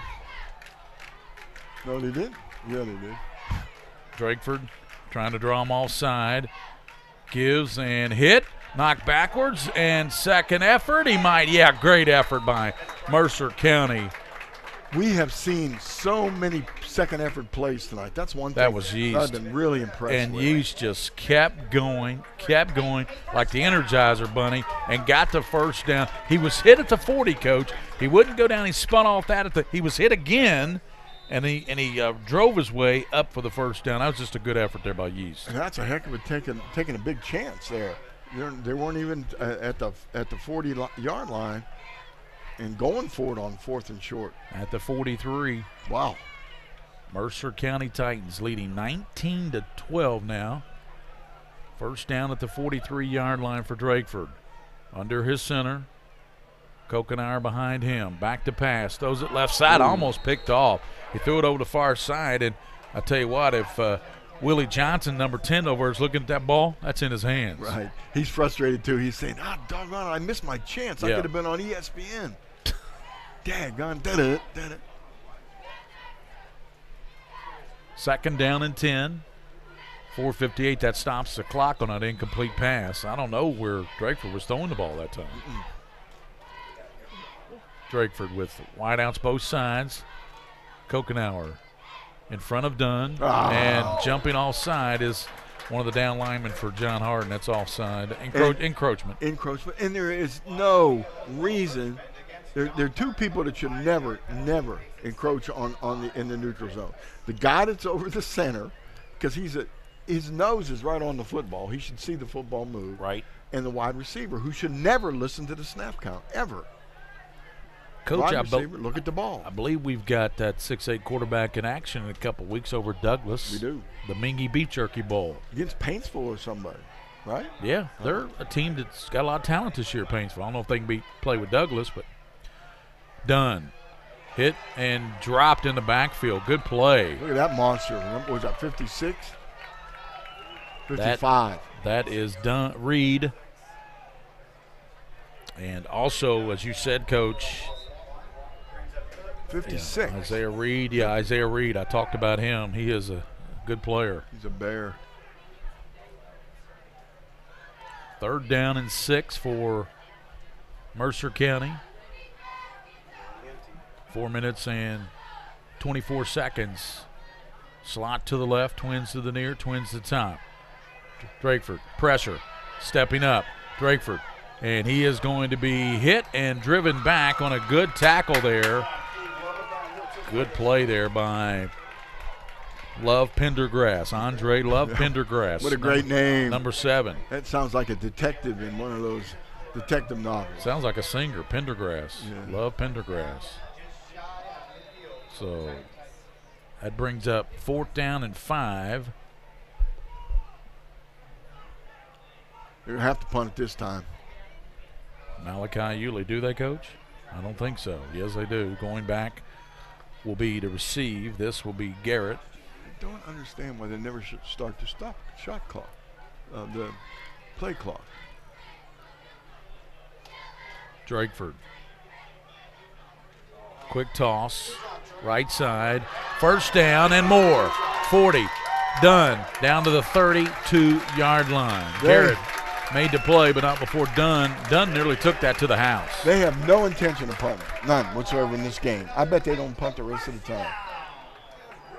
Boy, that's frustrating for a defensive team, too. Yeah, John Hardin played such good D, and now it's 1st and 10 Mercer at the 31-yard line. Yeah, they're just clicking that clock away, just constantly. We're deep into the third quarter. First game tonight was won by Boyle County. They scored late and pulled it out 35. It was 28-21 most of the second half against Ballard. A lot of scoring in the first half. A lot of mistakes by Ballard. Interceptions and fumbles. Yeah, we had 49 points in the first half, Coach. 28-21. There's a give, and I believe that's Dunn again. That looks like Dunn the way he runs up in there. Yep, that's 28 Dunn. He's going back in. He is looking at Dunn, Braden Dunn is 5'10", 165 freshman. You got some freshmen out there performing tonight. They do. Lexington Catholic looked good tonight. Henry Clay looked really good last night. It's going to be some good football this year, Coach. I think so. Every game I think is going to be a good game. 2nd and 8. Whoa. Drakeford, and he's hit as he cuts it back inside. That was a big mistake. That was a broken play. It had to be. The fullback never moved. Tailback flared to the right like he was going to get the ball. And Drakeford said, I've still got it. I'm going to get killed. I might as well run with it. I'm going to get hit anyway. Yeah, I'm going to get hit. The ball. So 3rd down and 6 with 1:49 the clock running here in the third quarter with Mercer County on top, 19-12. 12-7 quarter here by John Hardin. 3rd down. Drakeford, Kokenauer gives to Yeast. Yeast down inside, and he is close. He's close to the first down, but to about the 23. Yeah, it'll be 4th and short. 4th down and short. They'll need about a yard or two for Mercer County. They don't care. They're making it when it was 4th and 6. They made it 4th and 7. They're not worried about 4th and short. Mercer County on top here, leading John Hardin. 58 seconds to go in the third quarter. 4th down and 2 here. Here's a big stop opportunity for John Hardin. It's probably the last play in the third quarter, too. Everybody's checking their wristbands, Coach. Look at all of them. Yep. Got the right play. Maybe they're going to try to put him away with a pass here. And we had timeout called. Yep. Yeah. Timeout with 39 seconds. There was 2 seconds on the play clock. Had to call a timeout. So earlier today, Boyle County a 35-21 winner over Louisville Ballard, and I was impressed. Other than the turnovers, you had 5 turnovers in the first half. I was impressed with that Ballard team. It was 28-21. Ballard could have easily been up at half, except for the 4 interceptions and the fumble, but really a defensive struggle the second half. Yeah, I tell you, I was talking to a couple people at halftime. They just seemed a little disorganized, and they admitted that. Their football team admitted they were a little disorganized. It was almost like this is the first game. They had a lot of expectation. They were rated pretty high, and they just didn't quite have the game together like they wanted to. So I think they're gonna end up being a pretty good football team as we go along. We also in that first game with Boyle, we saw a heck of a kicker, Gary. Yes, we did. Jackson Smith. Jackson Smith. He's gonna. We might as well remember that name. We did not see the great back Tanner Crawford. He had a shoulder injury. Right. So Robin or Batman, either one, didn't have his counterpart. We'll see him later on in the year, hopefully. Hopefully he'll get well. Bartleson did have a good game, though. He had a couple touchdowns for Boyle. So 4th down. Here's a give up the gut and close to the, and I don't know if he got it or not. Depends on the mark. He was short. Yeast is shaking up, too. He was hitting the back. He's shaking up. He's still down on the field. He gets up. He's a tough guy. Yeah, he's going to run it off, but shake it up. John Hardin's going to take over on downs here with 37 seconds here in the third quarter. John Hardin will take the football at the 22-yard line. I think Yeast might have snuck off the field on the far side so he wouldn't have to face Coach Donald Smith. Donald Wayne be yelling at him. Yeah, he got a helmet to the back. I had that happen in football, and I tell you what, that knocks the wind. That does not feel good. No, I tell you, that's one place that's not protected very well by your pads either. Yeah, exactly. I wasn't protected at all. Give left side and not going anywhere. Stacked up defense on the carry there by Jalen Springs. Picked up maybe a yard or two, Coach. That's about it. Yeah. Jalen has this has that Le'Veon Bell thing where he kind of slows down and then tries to accelerate. It worked for him a couple times. But it works in the NFL because they got those NFL linemen. Yeah, well, it sometimes doesn't work with a team that can pursue like they can.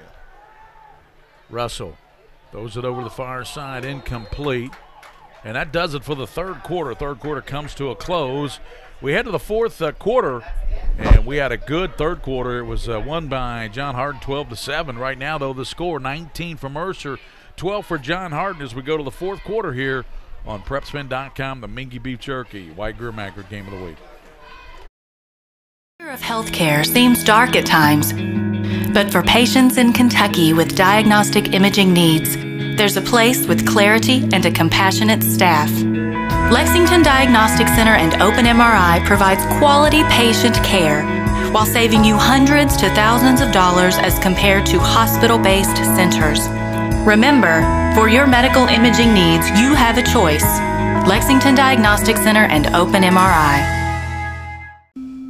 I work really hard, but I'm struggling to pay my bills on time. I've gotten pretty far behind, and I don't know what to do. Is this happening to you? We're Atkinson, Sims, and Kermode. Bankruptcy could be your best solution. We're here to give you a fresh financial start. Start your bankruptcy for as little as $78 now. The consultation is free. In Lexington and now in London. This is complete from Russell as he goes over the far side of the field. First down for the Bulldogs of John Hardin as Russell finds one of his primary targets over there, Davis. Yeah, that was a big first down because they'd struggled there recently with that on those second and longs. They got a big first down there. Looking to pass, airs it out down left field, and then left side incomplete. I am sorry, but I don't understand it. I really don't. I don't know where he was throwing that one. No, there's an opportunity to throw over here on this backside.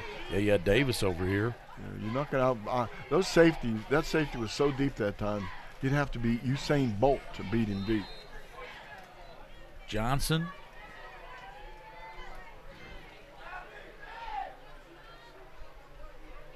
Shelby Gosnell near side. And there's Jalen Springs, and he's up near the 45, close to the first down, maybe a yard short. Good effort by Springs. Springs is a hard runner. There's no question about that. He just really digs his feet, kicks his knees moving, and keeps pushing forward. So it'll be third and about a yard. They need another big first down here in the fourth quarter. Yeah, but they got to get the extra point. Right. If they score a touchdown, John Hardin's got to be able to kick an extra point. They haven't done it yet tonight. Quarterback fake, spins, and with the second effort, lunges the ball forward and gets the first down. Yeah, good effort by Justin Russell. People up here are yelling that it was a false start, and it's close to being a false start. Well, he got the first down, false start, they are not, but yeah, it's a good effort by Russell. I like this trips formation. They're just opening up holes on the inside against that 3-4 look. Jalen Springs. Now they call the false start. Make it look like makeup time for sure that time. On the replay, William tells us the play before, nobody jumped. So it wasn't a false start. So, but that play, they called a false start. So 1st and 15, back at the 41. 10 minutes, clock running, 10:54 to play, Coach, in a 19-12 ball game. We got a good one here. It's a big drive. The center's not snapping the ball in time is what's happening. That's going to be 5 more yards. It'll be 1st and 20, Coach. They're going the wrong way. Yeah, that's what it looks like, too. It looks like the center is holding the ball too long. Everybody else is moving, and the ball's not going back there.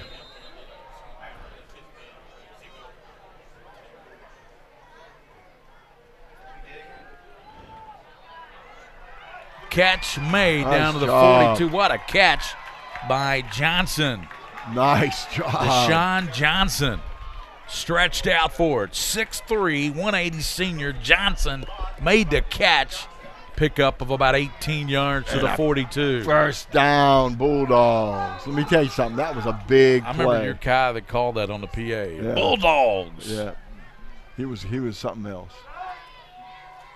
Give up the gut down to the 35. That's a good run there by Hodges. Good job. Good job by the offensive line. This young man's come in and run very hard with the ball.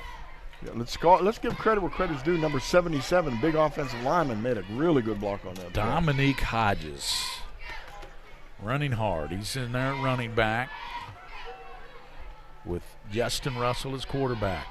Gives to Dominique Hodges, and he's down to the 30, maybe the 29-yard. He's got the first down, Coach. How about Dominique Hodges? Hodges doing a heck of a job. They're taking a big wide split on the right side and going back left, but they're allowing the cutback with Hodges, and I like that. I like that idea. Now the split's on the left side. Let's see if they come back to the right. Nope. Pass. Russell passing, and it's caught on the far side of the field and out of bounds at the 22-yard line, and catch was made over there by Aaron Scotts. I believe that's his first catch tonight, Coach. Yeah, and that should be a first down, or it was right at the sticks. Yeah, number 5 made the catch. We got a Mercer player shaking up. Still down the field. He's down facing the field, and very slow. He's being attended by the trainer over there with, what is that, 9:36 to go, Coach, in the ball game? Right. They're working on his right leg. It might be a cramp in his calf. John Hardin on the march. They've got it close to a first down. It's going to be second about half a yard.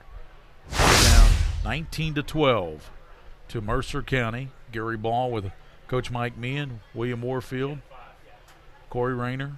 And we got time out on the field. We'll be back here on PrepSpin.com, 19-12 Mercer County. But here comes John Hardin on PrepSpin.com.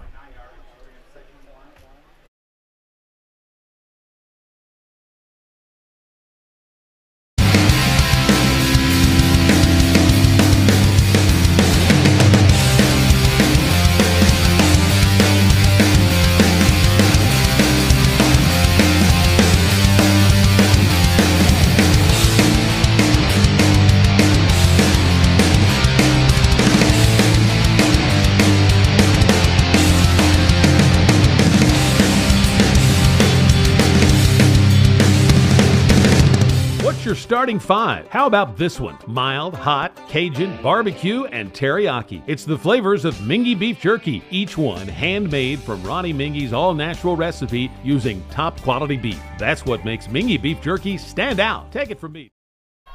That was Malachi Yulee, and he got up. He wants to stay in the game, Coach. He wanted to, but he can't. He's got to come out and play. There's another whistle. Offsides or another motion. Defense. Oh, wow, so that'll be a first down for John Hardin. Encroachment against Mercer. Pretty penalty-free game until recently, and then lots of penalties.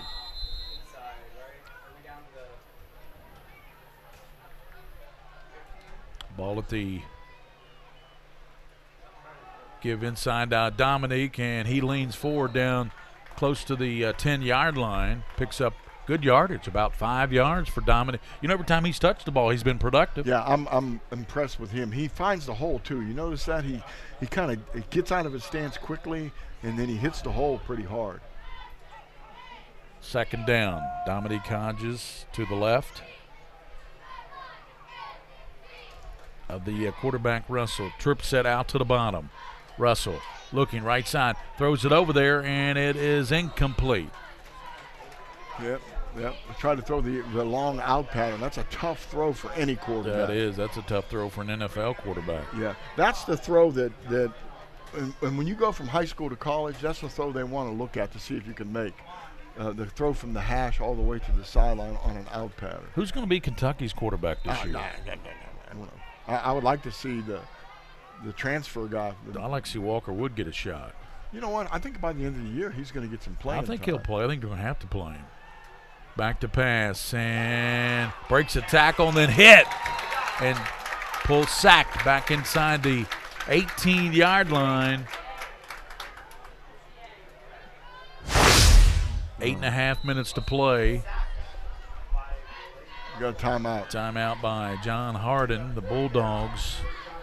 8:31 to go, 19-12, and this is a critical point in this ball game. You got 4th down and 12, Coach, for John Hardin. Yeah, and that might have been the biggest defensive play of the night for Mercer County, putting them in a hole like that on a sack. This is a tough situation for them because they really need to score. It's going to be tough on them with 8 minutes and change to go. It's going to be tough for them to get the ball back and do something with it. But what about that Hodges kid? I'll tell you what. Let's keep an eye on him. Good play that time. Making the defensive play was 63. That's Richie Macias, but I think Warren helped out. Warren stopped him low, and then Macias came in. Macias crushed him. Yeah. 4th down for Russell. 4th and about 12. This is big. Yep. This is really big.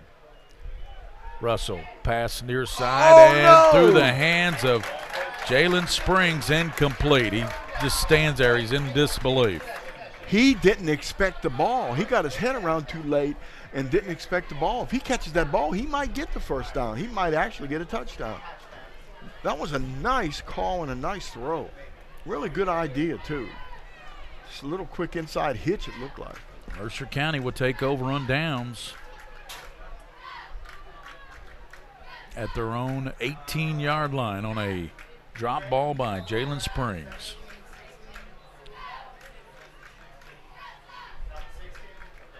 I think both of these teams, Gary, just my opinion, are going to struggle earlier this season. But I think by the time they get their stuff together, they're both going to be pretty decent. Yeah, I think so too.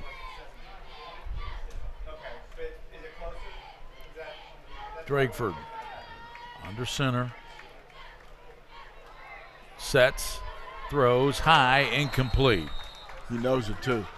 That's a tough one for the quarterback. He's rolling to the left side. He needs to get his shoulders around, snap those shoulders around, and just dump it off to the guy. Tried to go to the tight end who's always open. He was open. He was really open. Landon McGinnis, number 9. And he was wide open. Yeah, he was. It's just tough. You know, when you're on the run like that and you see a receiver that's out open, you get a little excited. A lot of times it's best just to drop the ball to him. You know, make him catch the ball, an easy catch. 2nd down. 8:24 to play, and it's still 19-12. Mercer County leading John Hardin. Drakeford under his center. Long count. Gives to the second man through, and going very little yardage, going nowhere, is done. You know, other than that big mistake where Yeast broke the long run for a touchdown, Yep. playing pretty good defense in the second half. You can't just make a big boo-boo against a team like that has that kind of speed. But that run by Yeast is the difference in this game right now. Absolutely. 72-yard burst up the middle. Only got one left. Come on, guys. Drakeford rolling. Tucking it and hit, knocked out of bounds. Let's see where they mark it at.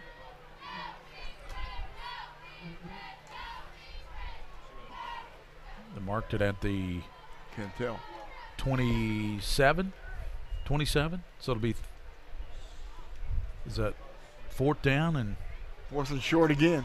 What does Mercer do here on 4th? Well, and they've gone for it every time. Well, I know, but you're backed up. You're on the 28-yard line, your own 28. They're going to measure. Yeah, I think Mercer asked for a measurement. So they can decide what they want to do. Yeah, really much, pretty much. 7:45 to play. They punt the ball. John Hardin will get it in great field position. Well, they should anyway. Here comes the chain gang. They've come from way over. Yeah, they have to come all the way across the field.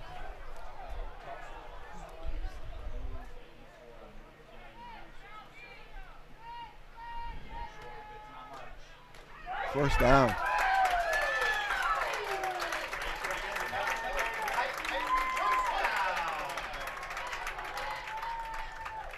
That had to be close. It really did. Yeah. Well, it was a good call by the Dave Buchanan and the Mercer staff, because they made them bring it over and they measured first down. Yeah, it was big. It was really big. Well, they were going to go for it on 4th down anyway, but. So first down for the Titans. Time's the enemy, Gary. Send Twins out to the top.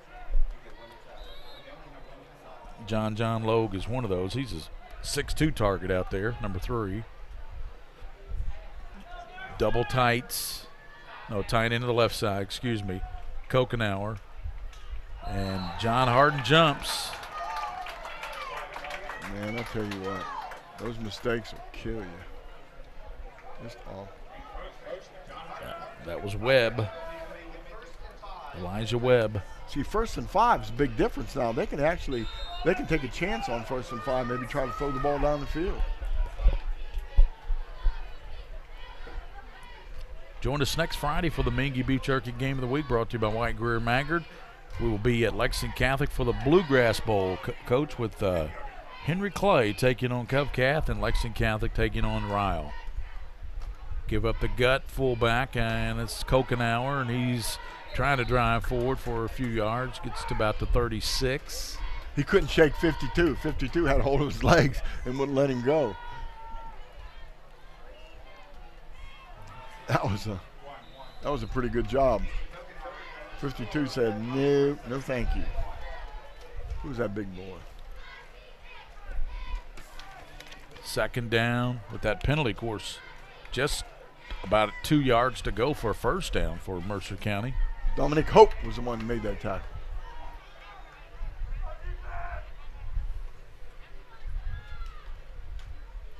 Up the gut, first down to the 47-yard line. Driving the ball, hold the ball tight, don't fumble. One thing you don't want to do here is turn the ball over. This would be a good drive to win the game. Of course it was. Every time East touches the ball, good things happen, and he popped that one for about, what, 10 yards, Coach? Yes. And he nearly popped it for more than that.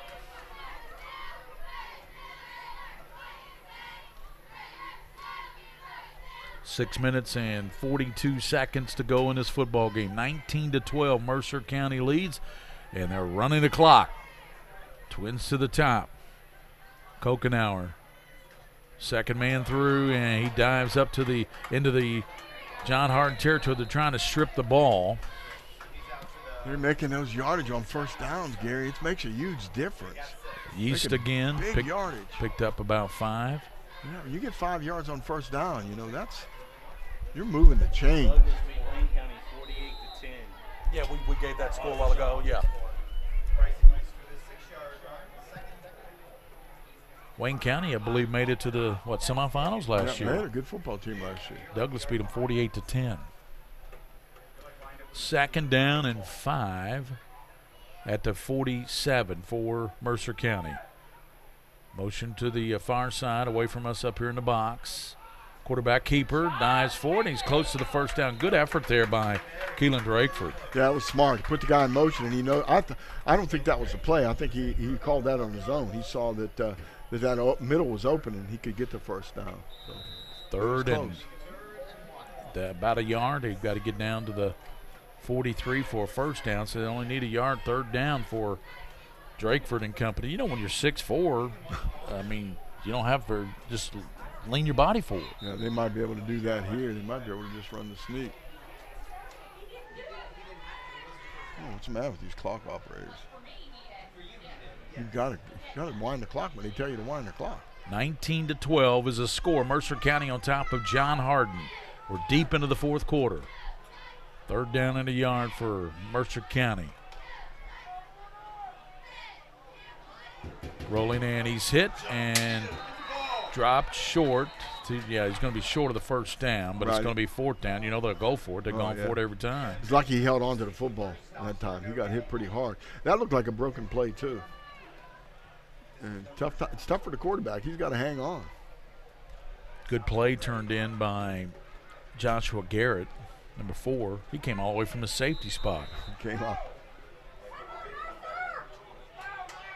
4th down.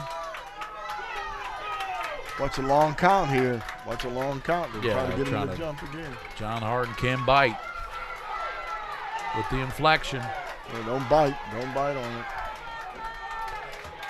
He'll bark it out. Drakeford slides right. 1st down and more to the 38-yard line. 1st down. Big carry there. And I believe, Coach, that was Yeast. Yes, and who else? Yeast. Running right up the middle behind that offensive line. Really good job by the offensive line. Establishing the line of scrimmage another 3 or 4 yards down the field. Russell, Pfister, Messias, Sewell, and Garcia. Yeah, that's good to name those guys because they don't hear their name very often, but they're doing a great job. Down to the 38-yard line, Yeast. 4 minutes. Is that done in there now? Drakeford gives it a first man through. He's going nowhere.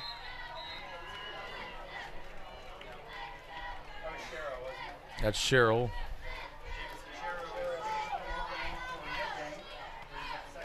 Second and long. This is, I mean, the Bulldogs are on the rope here. They really are. They need to get a stop. And they have 4 downs they have to stop too, because there's no way that Mercer is going to punt the football.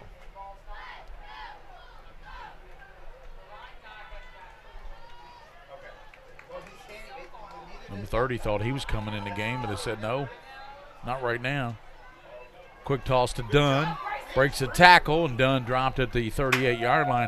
If John Hardin had any timeouts, they'd probably use one here. Do they have any left? I don't know. They're going to 3rd down, about 10. Now here comes 30.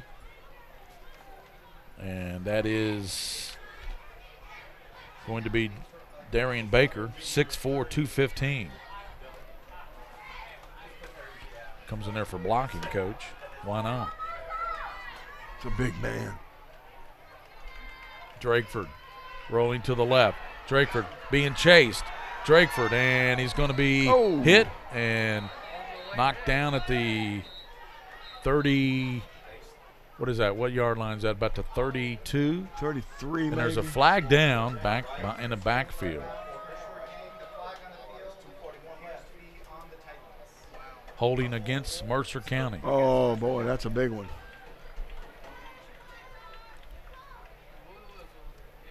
So that'll bring it back. Kokenauer comes in now, along with Dunn. Yeah, you got to take that penalty. You have to take that penalty. This is the Bulldogs' biggest chance to get the ball back with 2:41 in the game, and get this game tied. You know, they can do it. 3rd and 22 at midfield, and Mercer has to get down to the 28-yard line for a 1st down. What do you call here, Coach? What do you bring? What do you at 3rd and 22? I don't have any 3rd and 22. 3rd and Bluegrass Parkway. What's your package? Tough. Yeah, they like to run the football, but they might end up. Yeah, they could run a screen here. Sure. Drakeford rolling to the right. Sets, throws, and it is intercepted at the 37-yard line. And coming up with the football there was a number 6, Xavier Boone. Boone with the pick. Nice job. The old tip drill, Coach. The old tip drill. You practice it all the time, and it'll get you every time. Xavier Boone got the old tip drill, and it's picked off at the 38-yard line. You know what they say, Gary? Opportunity knocks. Here's the opportunity. Well, if you're John Hardin, you got 2:35. You got to score, and you got to kick the extra point to tie the game, or go for 2 to win. What do you do? Kick the extra point. I go for 2 and the win. Quarterback airs it out. Russell down the far sideline, and it's nearly picked off by Mercer County. Great defensive play back there by John Logue. I like the name, John. John Logue did a good job, but, man, I tell you what, he threw that ball a mile down there. That's a good arm with that quarterback. John nearly picked it off. He was turned into a receiver down there, didn't he? He did. 2:29 to play. That stops the clock. 2nd and 10 for John Hardin and Justin Russell, quarterback. Springs to his right. Russell, pump fakes, comes right. He's going to be, there's flags down. They grabbed I think they grabbed him around the helmet, Coach, the face mask. It could have been a face mask. Yeah, that's going to be against Mercer County, and that'll be an automatic first down. I think they grabbed the face mask. Personal foul, yep. Face mask. That's on the face mask. Yep. He didn't mean to, Coach. He didn't mean to. He was very sorry about it. Yeah, tough situation, though. Tough situation. 23. See where and that'll be an automatic first down. That comes with that too, doesn't it, Coach? Right. Well, it's first off, it's 15 yards for unsportsmanlike. So you get those 15, and I think an automatic first down. Am I not correct on that?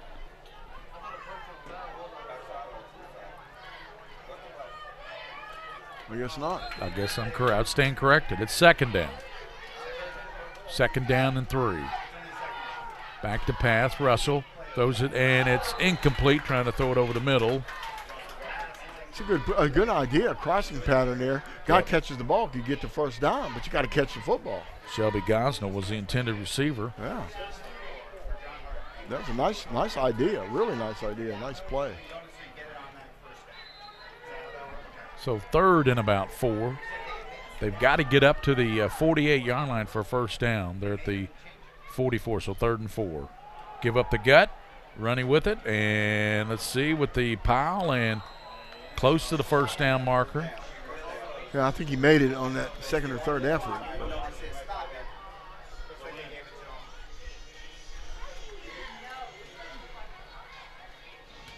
First down. Wow, that was a generous mark. I couldn't tell. There's such a big pile up. I didn't know where he was. Generous mark. But it keeps him in the game. It does. Just under 2 minutes to go. First down. Down the middle, and it's tipped. Running down, I tell you what, Davis thought, if that ball gets to me, I'm going into the end. If it gets to me, it's just got to get to me. He's got to get to him. And it was tipped, and sometimes those tips go right to the receiver. Yeah, I know. That one went behind. Can you say Bluegrass Miracle? Yes. Oh, don't even. LSU? That was sad. Minute 47. It's second down for John Hardin. They need a touchdown and a point after touchdown to tie. Down 19-12. Pass near side to Davis. He's got the catch. Davis to 45. He's to the 40. 35 down to the 33-yard line. It'll be first and 10 for John Hardin. And a minute 38 to play in regulation. They went back to the screen pass. And that time it worked. Oh, it worked. Remember, they set that up to Springs earlier in the game, and he didn't know the ball was coming. He didn't know the ball was coming. He might have walked in the end zone. Wideouts both sides. For Justin Russell out of the gun. Airs it down the left side, and I'm not sure that ball's thrown too far. Almost picked off by Mercer. He threw that to a spot, and the only guy down there at that spot was Mercer County defensive back, and that was number 14. That should have been intercepted. And he happens to be Keelan Drakeford, the starting quarterback. Yeah, well, he probably said to himself, oh, man, I got this one, and then he didn't. So second down and 10 at the 33-yard line. Nice-looking quarterback there. He is. Justin Russell. Russell back. Throws That's a it good far play. side. He throws it too high. It could have been caught, though. Seriously. It was intended for Joshua Garrett, and at 6'1", 6'2", he's hard to throw it too high to. Yeah, I still think it could have been caught. Minute 23 here in regulation. Does John Hardin have it in him? Can they score here in the last minute 23 and kick an extra point to send this thing further, maybe into overtime? Who knows? You said your game up in Pennsylvania went 5 overtimes. 5 overtimes.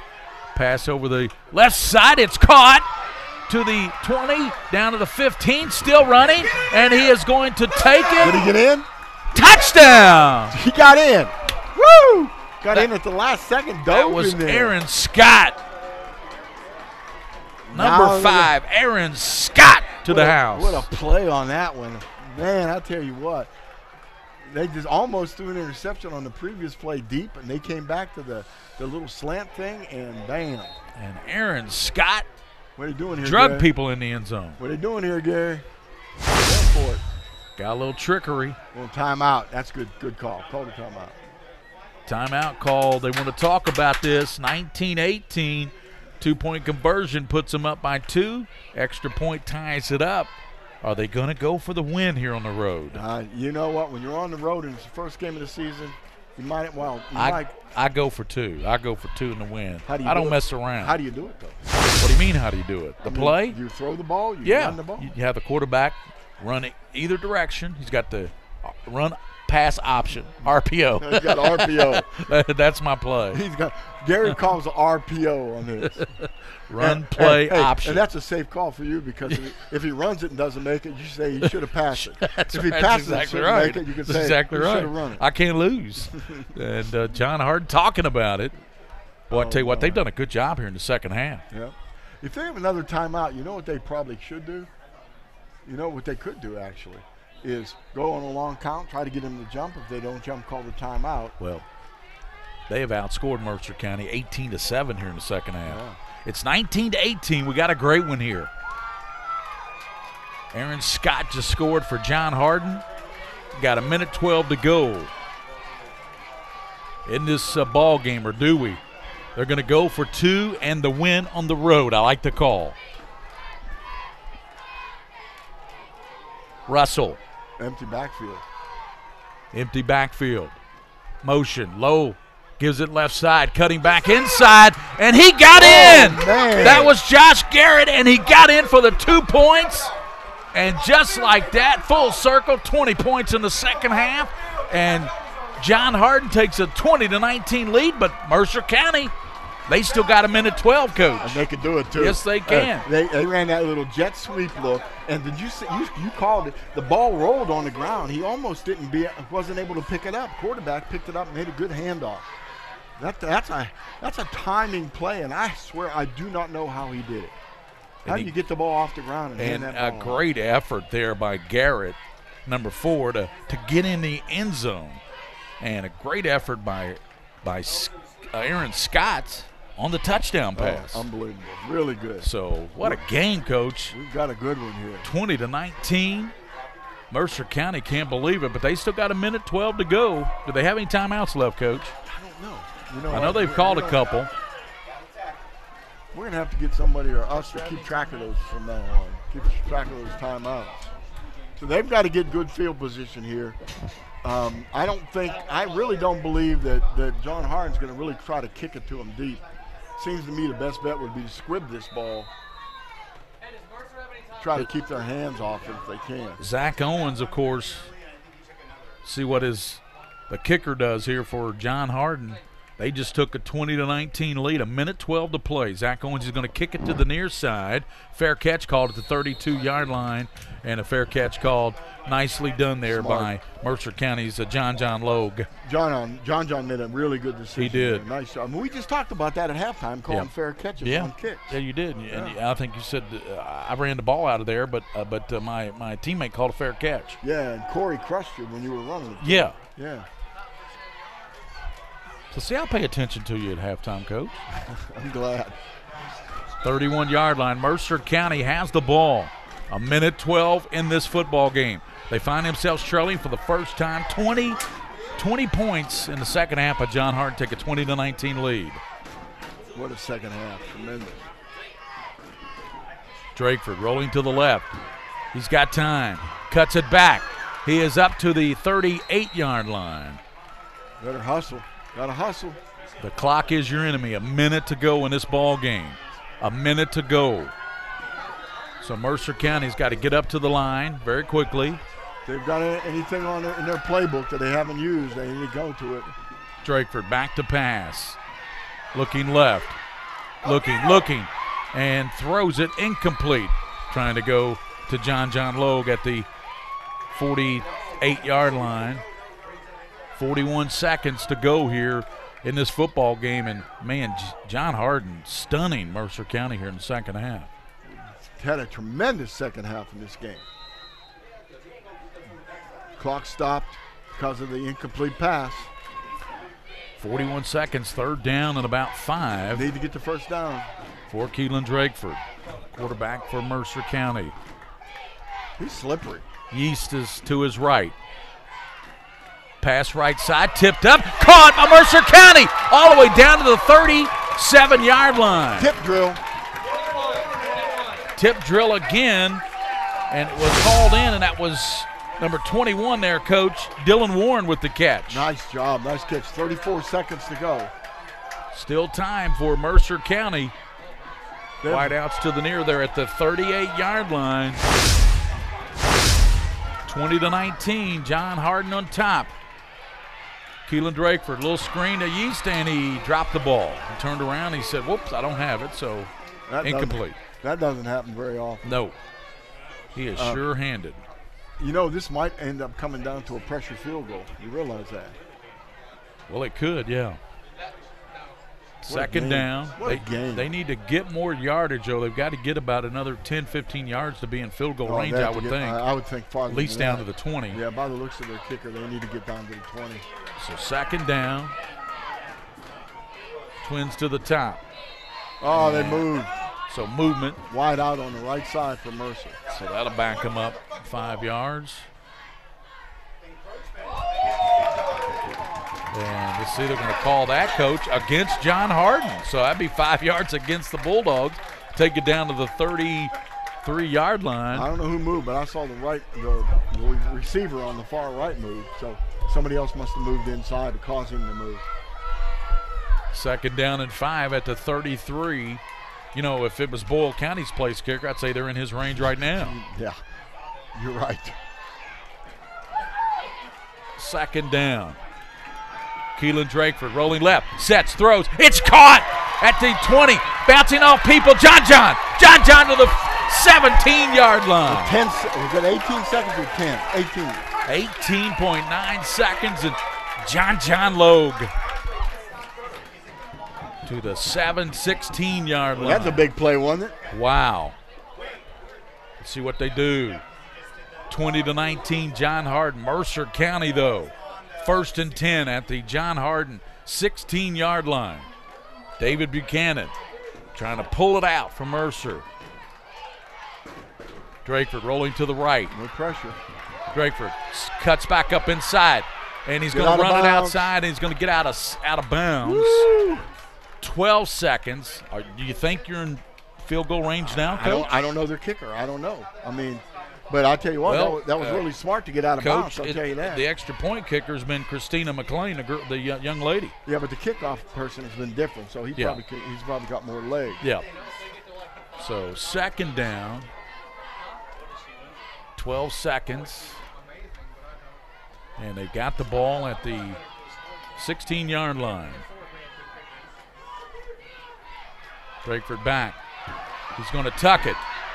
And he's going to be dropped at the inside the 10. Do they have a timeout? Yeah, they call their last timeout. Good heads-up call by David Buchanan. And I think he's going to bring out his place kicker. The girl. Yeah, here she comes to win the ball game. Christina McLean. The girl's coming in. I know. Yeah. Here she comes, Christina McLean, to win the ball game. See where they place it down. I wonder if John Hardin has any timeouts left to I don't think so, Coach. Freeze them like well, I don't think they have any. Let's see where she places the ball down. Young lady's already scored the only point a female's ever scored at Mercer. She's trying to win the ball game. Okay, Coach. It's going to be at the 20-yard line, so 30-yard field goal. I called this by Christina McLean. Come on, Christina. Here's the placement down. Kick, and McLean's kick is up, and it's just off to the right and short. John Hardin escapes. 20-19. Still 9/10 of a second, so. There was pressure on that, though. Yeah, pressure on the right side came in and flushed, but Dave Buchanan will give Christina McLean a big hug as she comes to the sideline. That would have been huge if she made that, Coach. Yeah, that might be, if she's going to be a kicker on this football team, that might be good for her because she has to really learn that kind of pressure is going to be every kicker. She's a kicker. She's not a female kicker. She's a kicker. And she has to learn that pressure is going to be there all the time in this game of football. Yeah, Christina McLean. It was a 30-yarder, and I'm not sure if John Hardin got a piece of that or not, Coach. I don't think they did. I don't think so. They did, but I think there was enough pressure. Yeah. But what a ball game here tonight. This turned into a dandy. Ooh, that was fun.